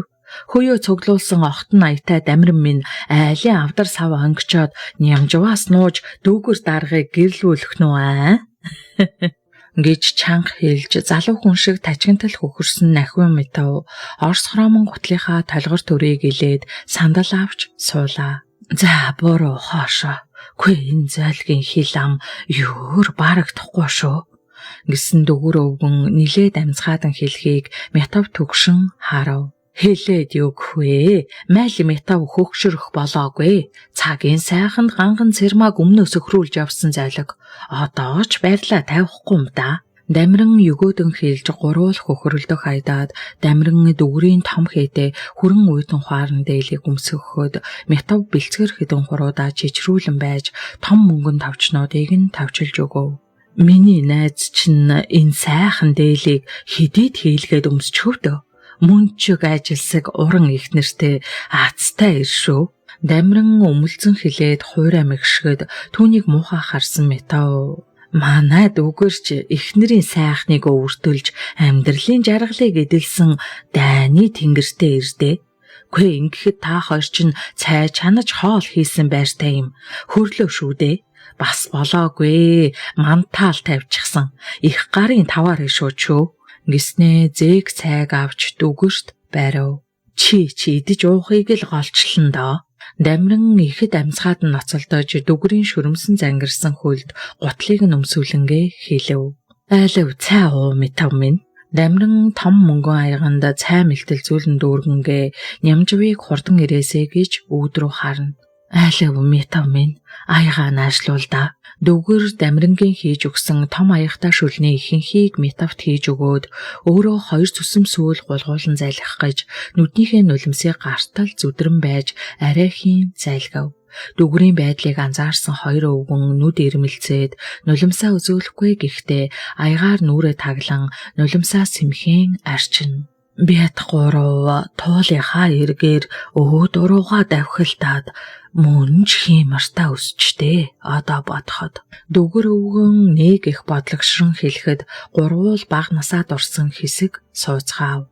Айлв наад манапала задалда мана Дамиран авчирсан гэж хэлсэн дүгрийн үг тасалдан дуун тэрс цаан сонсогдоно. Дамиран Ямаха архийг задлан 3 хундганд багавтар хийж барихад дүгэр ихэд дуртай өөрийнхөө хөнтөрж орхиод ихэд зовов.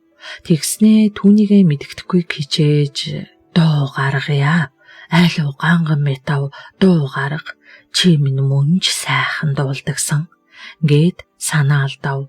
За тэгье хөө сэтгэл сэрэгтэл нэг сайхан дуулаад орхи. Метав хундагтайг барьж бие зэхлэн суугаад хулсан ташуур нь байгаасай айхуу хурундаа үлгөөд л явах юмсан. Хуйл цааз үгүй ч болоосаа да үрмэнэхүү хуучин нутаг шандандаа очих юмсан. Ихэд дороос хан хийтэл санаа алдаад дуулан сэмхэн нулимсаа арчин тонгойв.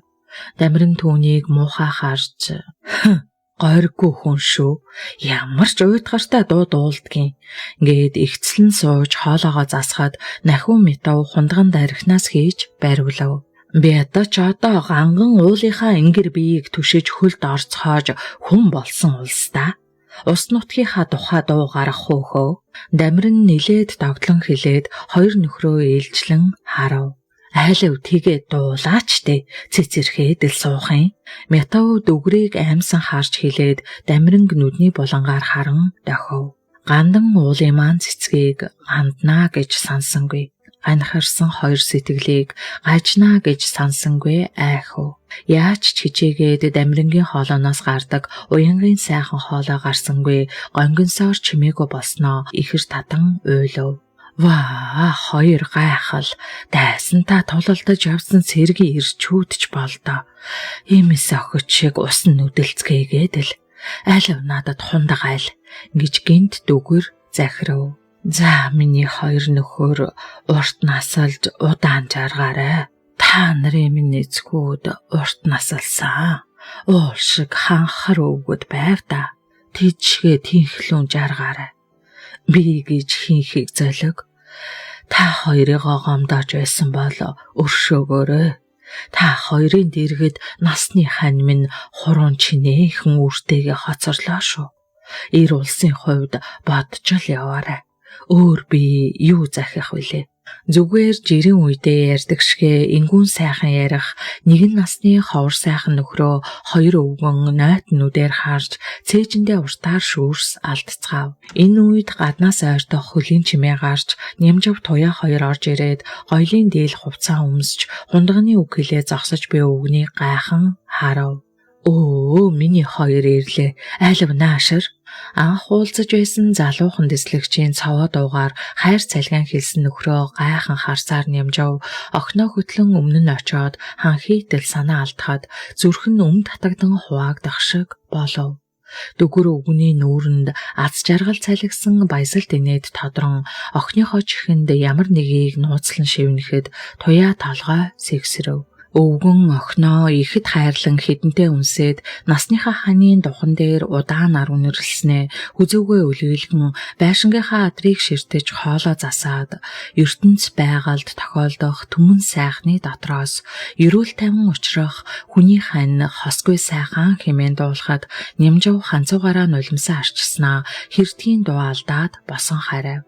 Аялгууд сайхан дуу гинт ихэлсэн шигэ гинт зогсож, тоглож өсөхдөөч, торниун сайхан явахтаач, тогтож наслахтаач хамт явсан найз нөхдийнхөө гар дээр дүгөр өвгөн унжээ. Тэнгэр минь, бурхан минь яавта, өвгөн минь, аава, миний аава. Уйлан гашуудах дуун жижиг байршинд суурайлж дамиран метав хоёр доглон нулимстай ихэр татцгаан андынхаа хувцсыг тайлж байлаа. Өвлийн өнгөхгүй шаргал наран тэртээ доор ялтолцож газрын хагцлыг үл тоон инээмсэглэнэ. За нэмжав минь охиноо л бодно шүү. Бяд байна, түмэн олон байна. Зовох юм өөр байхгүй. Дамиран ихэд тод хилээд бэлэвсэн эхнэрийг зоригжуулж уйлж царайд арсан туяагийн нулимсыг гарынхаа алгаар арчина. Энэ үед талигаач дүгрийн сүнс дээш хөөрч өөрийнхөө эцэнхий туйлдсан биеийн хажууд дуун алдан чарлалдах эхнэр охин хоёроо чин журмын хоёр андаа харж баахан гайхав. Өтгөн хар гизгээ нэг гөрж арагшин шидээд гойлог шулуухан биеэ тасан барьсан цэнхэр торгон дайшинстай залуу сайхан бүсгүй хаш цагаан шүд ярилцуулан инээсээр ойртон ирэх нь харагдах шиг болох уяа сүнсэн нэг их хорогдов. Хонгор морьтойч болоосай хөө 20 хошуу ч юм үгүй дээ хөө. Хонгор хүүтэйгээ уулзъя да гэсэн чинь хорооны даргаас чөлөө өгөхгүй гиндээ хөө. Хайр сэтгэлээ илэрхийлэн аялгуулсаар амьдралд нь орж ирсэн тэр жаалхан хөөрхөн бүсгүй насны хань хөгшнөө өрөвдөн сүнс хөвтэй цагаан үлний дунд зогссоор байлаа.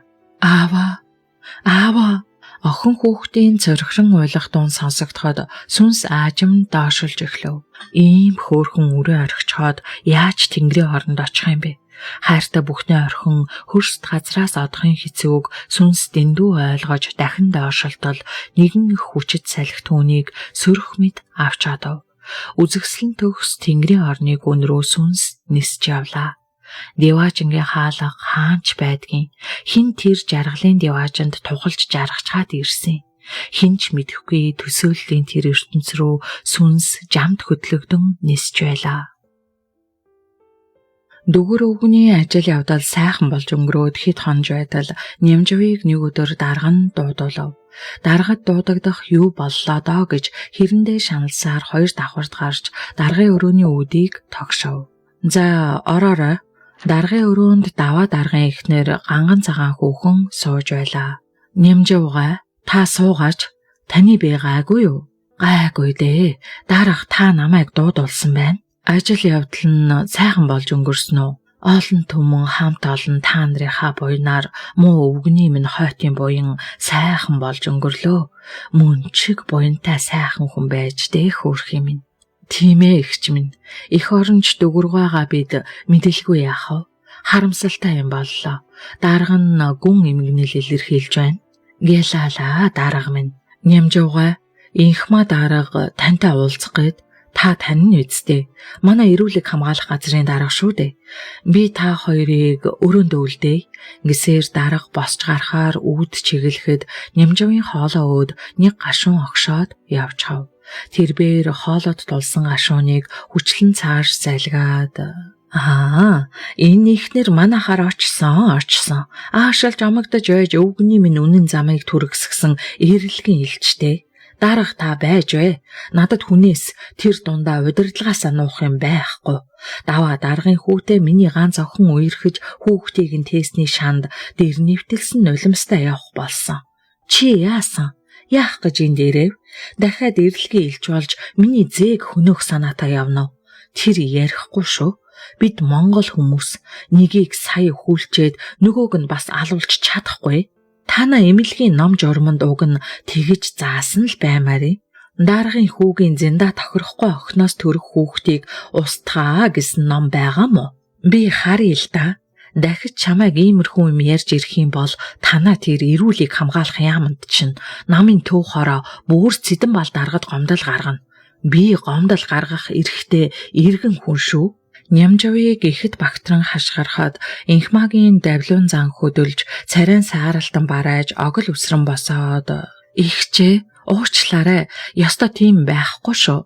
Та буруу ойлгожээ. Би харамсал илэрхийлж хэдэн төгрөг өгөх гэснээс өөр зөвлөгөө л дээ. Ингэснээ цүнхэн онгоолгож догтуутай юм гарган нямжавт сарвав. Хэрэггүй. Та нарын мөнгөгүй манай хүнээ гаргачихсан.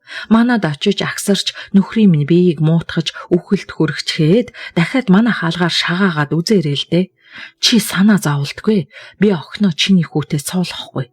Миний охиноос төрсөн зээгээ танаа хаалгаар шагаалгахчгүй. Химэн хэлсэн нямжав даргын өрөөний хаалгыг тасгийтэл хаагаад гарч одов. Ямар танхаа авгаа вэ? Ийм хүний охинтой яаж хүүгээ суулгах вүлээ дээ?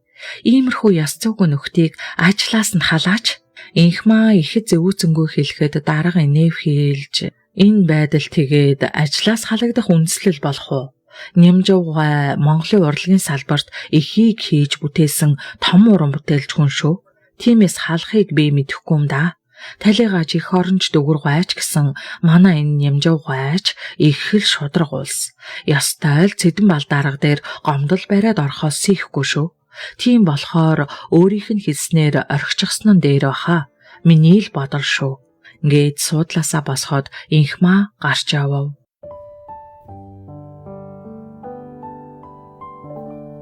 Даваа намын хорооны ээлжид бос чуулган суугаад оройтож ирээд эхнэрээс ирэхгүй тулд гаднаас нь түлхүүрдэн орж ирэхэд эхнэр нь унтлагынхаа өрөөний хаалгыг хаагаад телефон цараа ярьж буйн тодхон сонсогдоно. Минийхөө өвлийн амралтаараа наашаа ирэх гээд яах вэ дээ? Нөгөө охин чи их айхтар чөтгөр байна. Ээж нь гिचний галзуу аваа өнөөдөр золтой л намайг барьж авч цаадах шахлаа. Охиноо чамаас салгана гинэ. Хүүхдийг чинь авахулчихсан гээд бүр сүйд хийх шахлаа. Эхнэрийнхээ яриаг даваа чихнаах шахам сонсоод хоолоо засан чимээ өгөхөд инхмаа завсан байртаа гарч ирээд инээмсэглэв. Чуулган сайхан болов уу? Би дахиад шарсан идхүү. Дахиагаар яадаг байна. Цаанаа л эдэнбэргүй оргиод байдгийн. Сайхан тарган мах бол өөр хэрэг шүү дээ. Үхрийн хавраг чансан байгаа. Энэ орой болсон хойно хүнд хоол идэх гэх юм. Үгүй би чинь Монгол хүн шүү дээ хөө. Чи маргааш надад сайхан тасалсан гурилтай арцтай шүл хийгээд өг. За дарга хүн шиг боловсон хооллохгүй. Гурил махта зунгаарлцсан юм идэх гэх юм. Боловсон хооллолт байхдаа яах вэ дээ? Чи хүүтэйгээ яриа юу? Бас юун охины тухай яриа болоод байна та хоёр. Үгүй яах вэ? Хүү нөгөө ангийнхаа нэг охин сайн юм байна. Би мөн чих хэлсэн дээ. Хүний охин жирэмсэн болгочих воо гэж том толгойлоод л байдаг. Ямар хэрэг байна. Инхмаа хүүгээ буруутгасан байртаа хэлээд нөхрийнхөө өмнө хоол тавив. Тэгээд тэр охин жирэмсэн юм уу? Тийм гэсэн. Тэр охины хүүхдийг тэгээд их нь авахулчихаж байгаа мó. Тийм ээ, тийм. Чамд ямар хамаатай юм бэ? Инхмаа уцаарлан цааш ирэхийг даваа гайхан харж яагаад надад хамаагүй байдаг вүлээ? Миний төрсөн хүүгийн хүүхэд байхад гэлээ. Ястай олиггүй айлын охин байна лээ. Тэр олиггүй айл чинь манай налаахын Арионы айл үсттэй. Хинийхин? Мэдхгүй. Үн чи өрөөсөө охин юм гэсэн. Хайс, үн чи өрөөсөн болохоор нь хүүгээсээ холдуулж байгаа хэрэггүй. Тэр төр хүүхэд нь манай ач гэж чи бодсонгүй юу? Ач хүүгээ харсаар байж алуулна гэж байх уу? Даваа ихэд урам хугарсан өнгөөр зандран хилээд тавхтайг цааш түлхөв. Нэг ингэхээрээ заавал хилүүлж байж салдаг зантайг нь мэдэх инхмаа шүн оройц нэг далимдуулан унтахыг чухалчлав. Даваа дахиж элдв юм асууж зовоолгүй хүрлийн суухан цаанаа л аимшигтай санагдана. Арионы намын хорооны ажиллагааг муу байгаа талаар намын төв хорооны чуулган дээр дагдан баримт нотлогоо гарган шүүмжилсэн давааг зовоож байлаа. Арионы хэмжээнд хөдөлмөр бүтээл нүргэлсэн бас нэгэн 5 жил өнгөрч байв. Ялангуяа налаахын их уурхайн амжилт улсын хэмжээнд тэргүүлж жилийн төлөвлөгөөг 200% давуулан өсгөнө гэдэг налаахчуудын хувьд том амжилт. Нөхөр орног вайн санаачлан хэрэгжүүлсэн хоногийн нэгдсэн бригадын төлөвлөгөө хамт олныг нэг гүн шиг нэгтгэж хамт олноос гарах хөдөлмөрийн бүтээмжийг ихсгсэн тул хөдөлмөрийн баатар орног вайн туршлагыг орон даяар дагаж мөрдөх болжээ. Зөвлөлт Монголын Ганбаатар найрамдал нэрийн доор их гүрний төрөмгийлэл явагдаж буй эсэргүүцэж шударгаар шүүмжилсний төлөө намын төв хорооны товчооны бүгд хурал дээр даваа чамгүй шүүмжлэлд өртнө гэж бодоогүй явсандаа ихэд харамсахад хүрв. Гэрийн телефон утас тажигнан дуурахад ихэд зочсон даваа ханын том цаг руу харвал цагийн зүү 01 цагийг зааж байлаа. Утас огт тасрахгүй дуурах тул даваа харилцуурыг авч даваа сонсож байна гэлээ. Нөхөр намын хорон дарга хурандаа дааш илтгэж байна. Илтгэхийг зөвшөөрнө үү? Илтэг хурандаа. Хаана юу олов?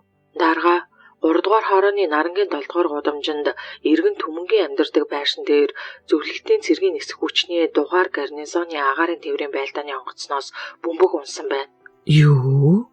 Бөмбөг унахыг? Би зөв сонсвоо. Яг тийм нөхөр дарга. Байлдааны онгоцноос бөмбөг унсан. Үгүй тэгээд манай иргэд зүгээр үү? Золоор бөмбөг дэлбэрээг байна. Заалгүй явдал болоод бөмбөг дэлбэрсэн бол биднийг хорооны мянган иргэдээ нэг шөнийн дотор алдах байлаа да. Яг тийм нөхөр дарга.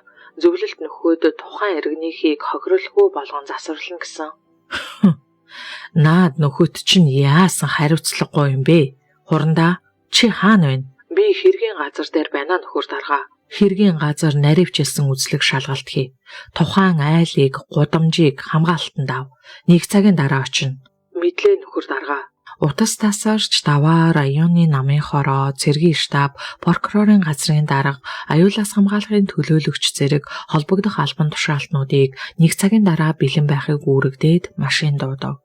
Даваа гундлахынхаа өрөөнд ороход эхнэр нь толгой дээгүүрээ хүнжлөө нөмөрчихсөн цааш хараад унтаж байлаа. Үгүй юу, ичээндээ орсонд харуу гаятай яаж ингэж унтаж чаддаг байна гэж бодсон даваа хүнжлийг зөөлөн сөхөж эхнэрээ хучаад урал дээр нь зөөлөн үнсээд ирэхэд инхмаас ирж чи унтаач гэлээ. Унтаач гин шүү, явах гэж байхад явахаа хаашаа тэрв гэсэн инхмаа орон дээрээ өндийн суув. Азар хүний амь сүйдэггүй бололтой. Тийм болохоор чимэн унтаж байдаа хөө. Юу болов вэ? Уурхаад осол гараа юу? Үгүй. Энэ задарсан орсуудын хийж байгаа ажил. Орсууд яасан гэж яар шиг зүгээр төвөг удаж байхгүй юу да? Энэ үед хаалга тогшоход даваа очиж хаалгаа нээхэд жолооч нь орж ирэв. Заашгүй чи ирвөө. Явна даахөө хоёлаа. Ойлголоо дарга. Жолоочоо хараад даваа шууд хувцлаад гараад явчихав. Инхмаа араас нь харж санаа алдав. Хүүгээ явснаас хойш мөн ч ганцаардаж байна да. Ингээд орсууд юу н яаж орхисон бол доо. Манай хүн арай дэндүү хинхийг юм а. Химэн ганцаараа яриад унтах санаатай нүдэ анив. Районы намын хорооны 1-р даргаыг очиход дуудагдсан албаныхан бүгд ирчихсэн захиргааны жижүүрийн өмнө зогсцоож байлаа. Давааг албан өрөөнийхөө үүдэнд ирэхэд нарийн бичгийн дарга нь ирчихсэн хүлээж байв. Ашгүй чи ирээ юу? Тэглээ дарга. Энэ орсуудад хатуу сануулга өгөхгүй бол бүр дэндхнэ. Зөвлөлт холбоот улсын алс дорнд ягаарын цэргийн гарнизоны дугаар дивизийн захиргаанд албан мэдэгдэл гаргах нь бүгд найрамдах Монгол ард улсын Улаанбаатар хотын Налаахын районы нутаг дэвсгэрт агаарын нислэгийг удаад араалан иргэдийн амгалан тайван байдлыг алдагдуулан хийж хориотой хүний амь үе олноор хөнөөх зэвсэг тээвэрлсэн тээвэрлэхийг зөвшөөрч удирдсан болон хариуцлага алдаж манай иргэний амьдрах байршин дээр унагсан гэмтүүлдэлд хамаарах танай армийн албан хаагчид, байлдагчид, офицеруудад хариуцлага тооцсон 24 цагийн дотор зөвлөлт холбоот улсын алс дорнын цэргийн ерөнхий командлын газарт хөргүүлэхийг шаардаж байна. Танай армийн хариуцлага алдсан албан хаагчдын буруутай үйл ажиллагаанаас манай иргэд айж, түгшиж, цочрон давчтаж, энэ байдал цаашид хоёр орны ах トゥ угийн Ганбаатар найрамдалд сэв суулгахгүй гэхээс болгоомжилж энэхүү шаардлагыг хөргүүлв. Бүгд найрамдах Монгол ард улсын Улаанбаатар хотын Налаахын районы Монгол ардын хувьсгалт намын хорооны 1-р орлогч дарга ардын депутатын хурлын тэргүүлэгч гишүүн Г. Даваа химэн нэг амьсгаагаар дуржигнуулан хэлэхэд бичээж хүүхэн бичгийн машин тажигнуулан бичиж гарав. Агаарын тээвэр хийж явсан байлдааны онгоцноос тесрэх бөмбөг унах тохиолдлын хэрэг мөн үү? Цэргийн албан хаагч ийм алдаа гаргаж болох уу?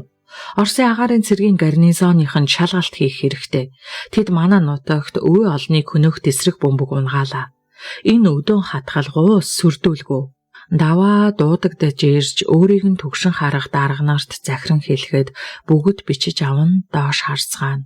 Прокурорын дарга эрүүгэн хэрэг үүсгэн шалга. Ойлголоо нөхөр намын хорон дарга.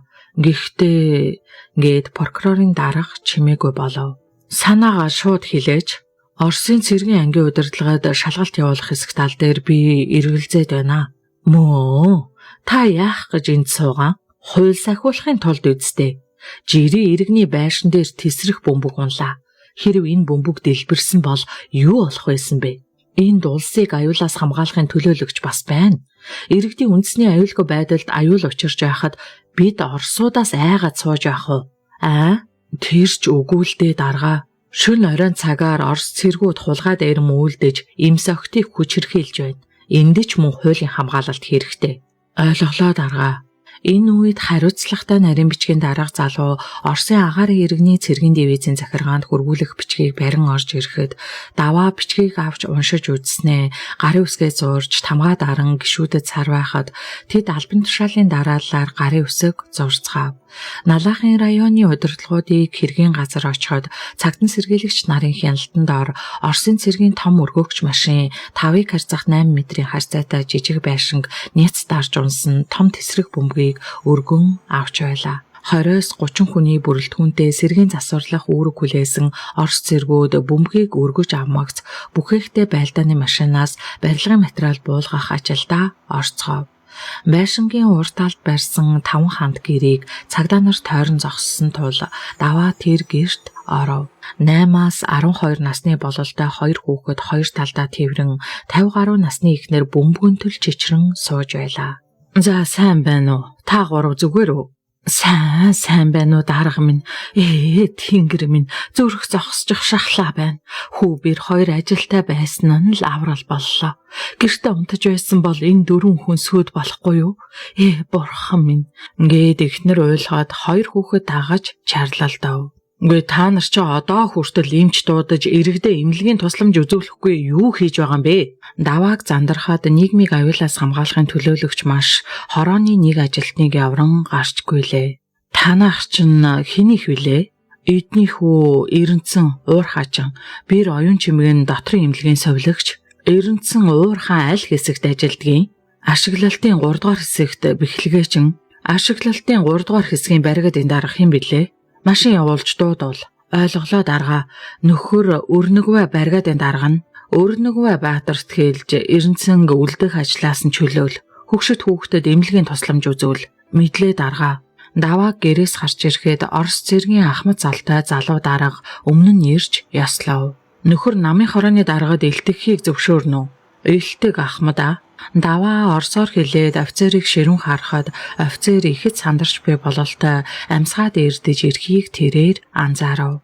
Би Ахмад Антон Васильев болж буй нөхцөл байдалд маш их харамсаж буйг илэрхийлье.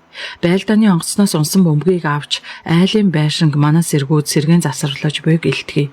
2 цагийн дараа байшин засагдаж дуусна. Байлдааны тесрэх бөмбөг тээвэрлэж явсан онгоц яагаад айлуудын дээгүүр нисв? Бөмбөг айлын байшин цөм зохин унаад дэлбэрэлт үүссэн бол юу болохыг төсөөлж байна уу Ахмадаа? Яг тийм нөхөр дарга. Аюултай байдал үүсэх байлаа. Бид байшинг бүрэн засварлаж хохирлыг бүрэн барагдуулнаа. Байшин бүтэн болох амархан. Харин ард түмний дунд үүссэн айдсыг яаж засах вүлээ? Яг тийм нөхөр дарга. Би харамсаж байна. Байлдааны тесрэх бөмбөг ачсан онгоц агаарын ямар замаар ямар голчтой өндөрт нисэх ёстойг та мэдхүү? Миний буруу нөхөр дарга. Та ямар буруутай байх юм да? Би нисэх экипажийн инженер. Та нислэг үйлдэхэд хамт явсан уу? Үгүй. Би онгоцны бүрэн бүтэн байдлыг хангах ёстой. Ахмад та ажилдаа эзэн болсон хүн байх ёстой байхаа гэж би бодож байна. Залуус та нар алдаа гаргажээ. Хүний аймаг өв олноор нь хөнөөх маш ноцтой алдаа. Манай иргэд айж балмагдсан байна. Хэрэг бөмбөг дэлбэрсэн бол хэллэгч юм биш. Та нар байлдааны ажиллагаа төдийгүй хууль зөрчлөө. Бид өөрсдийн хуулийн дагуу асуудлыг шийдэж танаа дивизийн удирдлагад шаардлага гүргүүлнэ. Давааг орсоор чөлөөтөө хэлэхэд ахмадын царай барс хийсэн ч мэдлээ хэмээн өсгий хавсран эргээд цааш алхаж бистро гэж цэргүүдээ шамдуулав. Даваа Орос цэргийн ахмадыг харан зогсохдоо дотроо түүнийг өрөвдөж холын Москвад суралцахаар одсон ганц хүүгээ санаж хөнгөөн шүүрс алдав. Хариуцлагатай нарийн бичгийн дарга хангад цагдан сэргийллийн хилцээний дарга даш прокурорын газрын дарга Батсүрэн нарын бүрэлдэхүүнтэй комисс Орос агаарын цэргийн дивизийн удирдлага орон нутгийн захиргааны шаардлагыг хүргэхээр явцгаав. Туяа шүд 100 хичээлдээ явж байлаа. Дүгөр өвгөн нас бараад төдийлөн удаагүй тул хөгшин залуу хоёр эмэгтэй уйлхаас хэтрэхгүй. Аавынх нь найз дамиран метав ээлжлэн ирж ээж охин хоёрт их тус болж байв. Туяа өглөөний харанхуугаар хичээлдээ явж оройн сүүлчийн автобусанд амжин суух гэж их зүдэрхийн зэрэгцээ Батнихтын ээжийг ирэх байх гэж ихэд айн. Байнга эргэлддэг инх батж тэднийхээр ирхэн сүүлийн үед цөөрч байлаа. Их охин хоёр өндөр насны газраас биелэний захиалга авч гар болгон хөл машинаар зэрэгцэн ойно. Нямжав цалин гэж сардаа 260 төгрөг авна. Туяаг оройн харанхуйтай уралдах шахуу алхасаар орж ирэхэд ээж нь цаашаа хараад суужсан биелээ ойж суулаа. Ээжээ жаахан амарч унтахгүй яасан бэ гэсэн Туяа гутлаа тайлаад ээж рүүгээ очиж хацарт нь хацраа наавал хацар нь шаал нойтон байгаагаад өдөржин уйлсан бололтой нүдэн бүлцэн хавцсан харагдахад Туяагийн зүрхээр ширхийн хат хуулж хормын төдийд нүдэнд нь нулимс дүүрээд ирэв. Нямжавч охиноо ойлгож татаж үнсээд хийж буйгаа яаран орхиод босч миний охин ядарвуу ээж нь охиноо ядарч ирэх байхаа гэд хідэн сайхан хуушур хийчихсэн. Хойлоо идэе хэмээн гараас нь хөтөлсөөр ширээнээ сууцгаав. Пишэнд нүүрсний гал улуулзаж цогшин улаан. Миний охин ядарч гин үү? Ядарлаа гэд яах вэ ээжээ? Заавал сургуулаа төгснөө. Ээж нь охиноо мэдэлгүй яах вэ? Нөгөө авгааг харин ирээ загнах байхаа гэж айх юм. Тэр авгаа дахиж ирэхгүй. Эртэд манай даргын өрөөнд ирж намайг дуудуулаад загнах санаатай. Би ч аавыг чинь загнаж биеийг нь муутгасанд гомдоод баахан загнаад орхисон. Охиноо танаа хүүтэй суулгахгүй гарах зээгээ өгөхгүй гэж хүртэл хэлсэн. Одоо ирэхгүй хаа охин минь айх хэрэггүй. Зинда таарахгүй хүүгээ өөрсөчгээ дарга нарын охинтой суулгана гэж тэгэж байхгүй юу? Ээж нь ихэд гомдсон бололтой хэлээд Туяагийн гарт хуушуур байруулж миний охин алгандаа сайн хатга хий хуунд сайн гэлээ. Тийм байх уу? Ээжээ би Батнихтаа суухгүй. Ээж нь аавыг минь муухай загнасан нь бодогдоод байна биз гэж Туяа бодлогшрон хэлэхэд урт сармуусанд нь нулимс бүнжигнэн тогтсноо доош урсав. Нямжав тонгойж охиноо үнсэхдээ хөөрхий дөө миний мохон сэтгэлээр их л унаж байна да. Маргааш долгорыг гуйж Орос дэлгүүр орж охиндоо хувцас авч өгье гэж бодов. Миний охин Дамирангийн инх бат ээж эгч нартаа Туяагийн хүүхэд бол миний хүүхэд гэж хэлсэн байна лээ гэд нүүр өөдөн харав. Паах энэ инх бат ёстой тэнэгэ би яаж одоо Дамиран ахын нүрийг харнаа. Туяа царай улаалган хэлээд доош харав. Дамиран ах чинь мэдэж байгаа. Аавтай чи ярьж тохирсон бололтой юм. Тэднийхэн бэр гуйнаа гэцгээгээд байна лээ. Юу? Би тэгээ тэр тэнийг инх баттаа суух гэж юу? Цөг гэм юун тэнийг байдгийн? Тэр хөөрхөн хүү. Аав чинь их сайн байсан да зайлвал. Аав чинь хүн танихдаа мөн лут шүү дээ. Миний охин амьдрал ойлгох хэрэгтэй. Эцэггүй хүүхэд гаргана гэдэг хэцүү шүү дээ. Инх бат миний охинд их хайртай шүү. Ээж охин амин халуун зүйлээ нинуугүй ярилцаж шийтгэн зөв шүү дээ. Нямжав энгийн хэрнээ шийдсэн өнгөөр хэлэхэд Туяа толгой дохив. Нэрээ намайг эцэггүй хүүхэд гаргасан Батнихтад хаягдсан гэж шуугна. Инх бат миний хүүхдэд эцэг болж чадах болов. Сони юм аа. Аав ээждээ тэгж хэлсэн мөртлөө манайхаар ирэхгүй. Уг нь сайн хүүхэд надад хайртай ч үнэн. Би түүнд хайртай болж чадах болов. Гэх бодол төрөхөд Туяа айх шиг болов. Ер нь тэгээд эмэгтэй хүн өөртөө хайртай хүнтэй сууж байж жаргадаг юм шүү дээ. Ээж нь цаагаараа инх баттаа суулгах санаатай ятгаад байгааг Туяа ойлгож байлаа. Ээжээ та амартаа би хідэн бэлийг нь ойчхоод унтъя. Миний охин ядарчихнаа. Хичээлээд автаа. Хичээл зүгээрээ охин нь сайн сурж байгаа. Ээжээ, миний хийсэн хувцснууд танаа бүжигчдэд таалагдсан уу?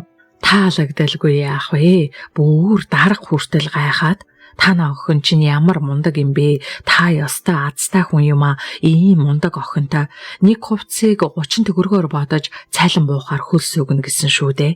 Ээж нь бүр баярлаад охиндоо хэлэхээ мартчихаж гэж Нямжав ихэд баяртай хэлээд дахин охиноо үнсөв.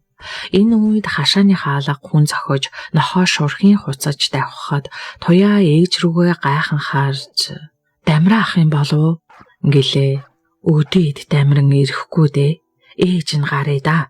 Гисээр Нямжавын царай хувьсгээснээ гарахад яана Батнихтын ээж биш л байгаа да гэж туяа аимсан бодов. Цонхны цаана хөлийн чимээ гарч хаалга сэвхийн онгойж туяатай хид хідэн удаа таарч байсан 40 орчим насны том алаг нүдтэй цайвар царайтай ядмаг хувцастай эмэгтэй 3 хүүхэд хөтөлсөөр цүнхс автаа юм байран орж ирэхэд охин гайхан харсаар босов.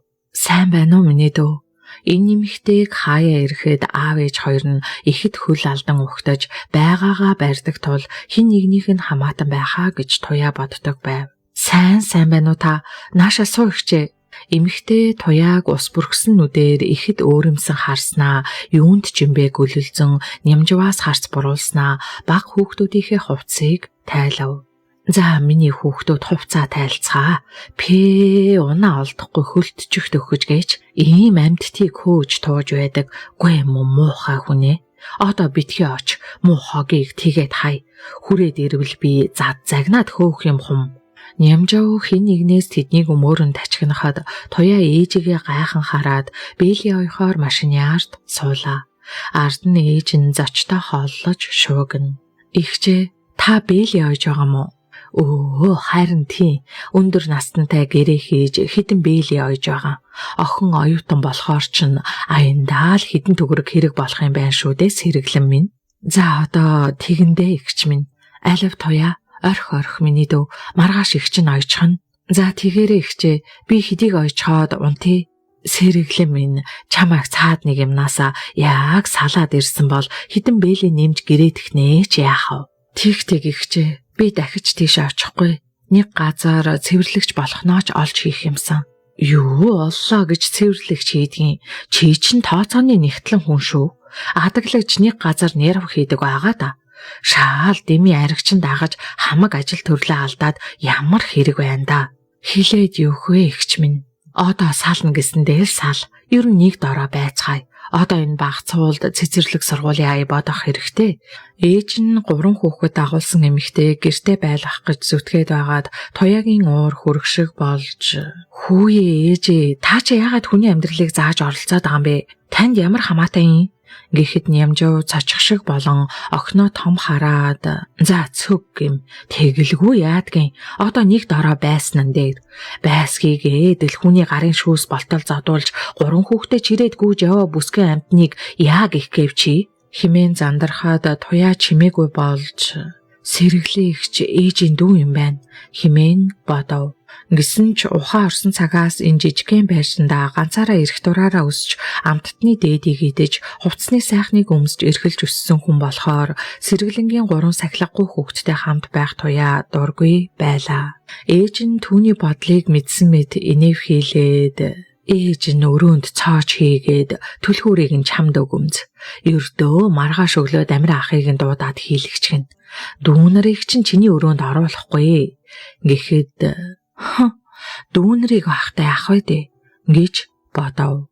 Би унтлаа шүү ээж. Толгоо өвдөөд байх тул туяа аргадангүй хилээд босоход сэргэлэн түүний оронд зөрж сууснаа. Яахыхийн зурдгүй 4-5 бээлийн ойж орхиход туяа гайхан "Хөөх, та ч бараг миний ганц бээлийн ойдог хугацаанд 4 бээлийн ойжглаа штэ" гэд инэв. Сэргэлэн нэг их бодол болсон үдээр түүнийг зөөлөн харснаа. Охин минь, хүний хийд сурсан гарт орсон ажил өөр өлдөө. Чамайг би ингээд бээлийн ойж суунаа гэж зүүдлээгүй шүү. Аав ээж хоёр ч чамайг дэндүү эрхлүүлдэг болохоор ажил сураагүй гэж боддог байлаа. Эрдэм ном яах вэ? Сурч болно. Амьдрал хийж чаддаг ажлаас хүртэл эхэлдэг үе байдаг. Ингэснээ татаж үнсээд санаа алдав. Яагаад ч юм бэ сэргэлэнгийн хэлсэн үг үнссэн үнсэлд туяад ихэд дотн санагдахад инээмсэглэв. Игчээ та биелэнээс өөр юм ойдог үсттэй. Тэгэлгүй яах вэ? Надад тэгвэл зааж өгөөрэй за. Тэгнэ. Зааж өгнө. Миний охин их л уран хүн болно да. Мундаг ойно гэж хэд хоногийн өмнө манай бүжигчдэд бүжгийн дээл ойж өгсөн. Химээс нь ямжав охиноо магтан дэрэгдэн ирэв. Тийм байна ихч минь. Сэргэлэн цаанаа л яжтай хэлээд инээмсэглэн. Энэ сэргэлийг ч одоо намайг олигтой ойж чадахгүй гэж басаад байгаа юм бах та. Туяа дургуутсаж бодоод унтахаар явхад сэргэлэнгийн багын дээд 5 настай охин түүний гараас зуурч би чамтай хамт унтъя хэмээн гуйлаа. Тийг дүүгээ өөртлөөд унт. Нямжав дуу алдан хэлээд инээмсэглэв. Энэ ээж одоо яагаад байгаа юм бэ? Юм болгоныг зааж залаад байсан бол тэхгүй дээ. Туяа дургуутсан бодоод өрөөрүгээ охиныг хөдлөн оров. Туяаг өглөө сургууль дээрээ ирэхэд Батнихтаас нэг захиа ирсэн байлаа. Сайн байна уу? Туяа, би чамайг ийм охин гэж ёстой бодоагүй. Чи миний хүүхдийг авахуулаад өөр хүнтэй суух болсноо надад хэлчихгүй дээ. Би тэгвэл хүүхдээ аваад чамд зам тавьж өгөх байсан. Чамд бас нөхөрт чинь аз жаргал хүсье. Бас танаа ээж хөгшин хүн байж манай ээжийг дарамжилж барьж зодох шахсан байна лээ. Ингэж бичсэн Батнихтын захиаг уншаад Туяа өдөржин хямарч баахан уйлаад арайхийн тайвшрав. Батнихт угийн гомдомтгой баахан өөрийгөө зөвтгөх дуртай тул түүнд үннийг бичгийг Туяа хүссэнгүй. Ээжийнх нь гаргасан авирыг үннээр нь бичмээр санагдсан ч бичсэнгүй. Туяа Батнихтад хязгааргүй хайртайж түүнтэй хамт амьдрах ёсгүй юм шиг бодогдно. Аавынхаа үхэлд Батнихтын ээжийг буруутай гэж бодох тул Батнихтад хүртэл гомдох ажээ. Тиймээс чи намайг буруутгахаас өмнө жанжаа найзаасаа үннийг мэдэрээ. Бүх зүйл дууссан бидний хувьд. Чамд ч гэсэн аз жаргал хүсье гэж бичээд шууданд хийгээд согтуу мэд говьсаар налахын автобусны буудлын руу явв. Туяа, хөөе Туяа гэж хашгирах дуун гарахад Туяа эргэн харвал курсант хувцастай инх бат гар даллан гүйсээр ирж байлаа. Яана, балаа юм а. Инх батын нүрийг яаж харнаа? Энэ шал тэнэг хүүхд юм а. Ээж авдаа тэгж хэлж лээдэг. Инх батыг харан хүлээн зогссон Туяа нүрээ улаалган ихэд ичв. Тэр өмнө нь хизээч инх батаас ингэж ичиж байсангүй. Сайн уу? Чи автобусанд суух гэж байгаа мó? Инх бат мэдээжийн зүйл асуугаад бас нүүр нь улайв. Тийм ээ. Чи налаах явах уу? Тийм ээ. Автобус ирлээ. Сууцгаая. Налаах явдаг 2 хаалгатай паз автобусны бараагаар инх бат бусад хүмүүстэй ан ман ноцолдон хашгиралдаад дайралцаж байгаад автобус руу орчхов. Хүмүүсийн бараг хамгийн сүлд орсон Туяаг харан инх бат гараа гозоолгон Туяа наашир гэж голынхоо дуугаар хашгирахад Туяа толгой дохиод тийш арайхийн очиход айл босоод өгөөч. Настай хөгшин хүн зогсоод байхад овоож оцоогоо суугаад байхын залуу хүн байж гисэн тарган шар эмгэн инх батын шуун дээрээс өвдтөл базан угц татав. Байзалдаа ихчээ, таныг хэн суулгахгүй гэсэн бэ? Наан чин жирэмсэн хүн суулгах гээд ахт чинь. Инх бат огт тоосон шинжгүй хэлээд Туяаг тарган эхнэрийн өмнөөр гуд татан өвөр дээрээ суулгахад эхнэр хүч дүрэн сандалд сууж айхлан хэсэг сууснаа инх батын хавирга руу тохоогоороо өвдтөл яварч хэн жирэмсэн гэж асуугаад гайхан харав. За игч минь чимээгүй л явж үз. Би л жирэмсэн байв гэж. Жирэмсэн хүн энд явж л байгаа эцтэй. Ингээд Туяаг тэрэн суусан инх бат цандсан цонх руу харав. Тэгээд хин жирэмсэн гэж. Энэ охин жирэмсэн гэж үү? Энэ одоогийн хүүхдүүдийг яанда харнилхаасаа хар эмний өөрт орж жирэмсэн болох юм гэсэн эхнэр толгоос ихсрэн шогшорхоод Туяа ичиж минчин улайв. Юун жаахан байдгийн? Их сургуулийн оюутан хүн чинь. Инх бат тарган эхнэртэй марган хэлээд Туяагийн цүнхийг тохоондоо углав. Тэгээд оюутан юм уу энэ охин? Тийм. Хэдэн настай юм? Игч минь танд юу н ямар хамаа байна? Хамаагүй л дээ. За та хоёрын насанд хүрсэн их сургуулийн оюутан гэдэгч нохой жогорхой. Ингэсэн тарган эхнэр ашгүй нэг дууга хурааж ядарсан бололтой нүд сүүмэлгэн явснаа хурхирч гарав. Энэ игч хайранд давсанд явсан шиг явж байна да. Дуугай, чимээгүй яв. Сэрчгэл элдв юм асуугаа шараа юм. Ямар хамаатай юм. Хүний авдал энэ авгаад юу н ямар хамаатай юм. За чи одоо юун зөвүүн яриада болчихсон юм. Хүн яаж харцсан би тэгжил харцсан штэ. Чи яах гэж тэгж хэлж байгаа? Хүн ичээгээд юунд нь ичдгийг хүн тээсэн их хүн байж тэгээд чимээгүй яваач. За нийгэмд батныхт ирэхгүй юм бол би чамайг эхнэрээ болгож авнаа. Наад хүүхэд чинь миний хүүхэд заа юу. Аль эртнээс хэлж чадахгүй явсан үгээ инх бат нэг мэтгэд туяагийн чихэнд халуу төөнүүлэн шивнэн хилээд хүзүүн дээр нь үнсчхөв. Болоочтой чи одоо юунд алимчих юм бэ? Туяа инх батын гарыг цохин хэлсэн ч инх бат түүний хүзүү хацрыг үнссээр байлаа. Ямар ч гэсэн инх бат өөрийгөө туяад ойлгуулж чадсандаа баяртай байв.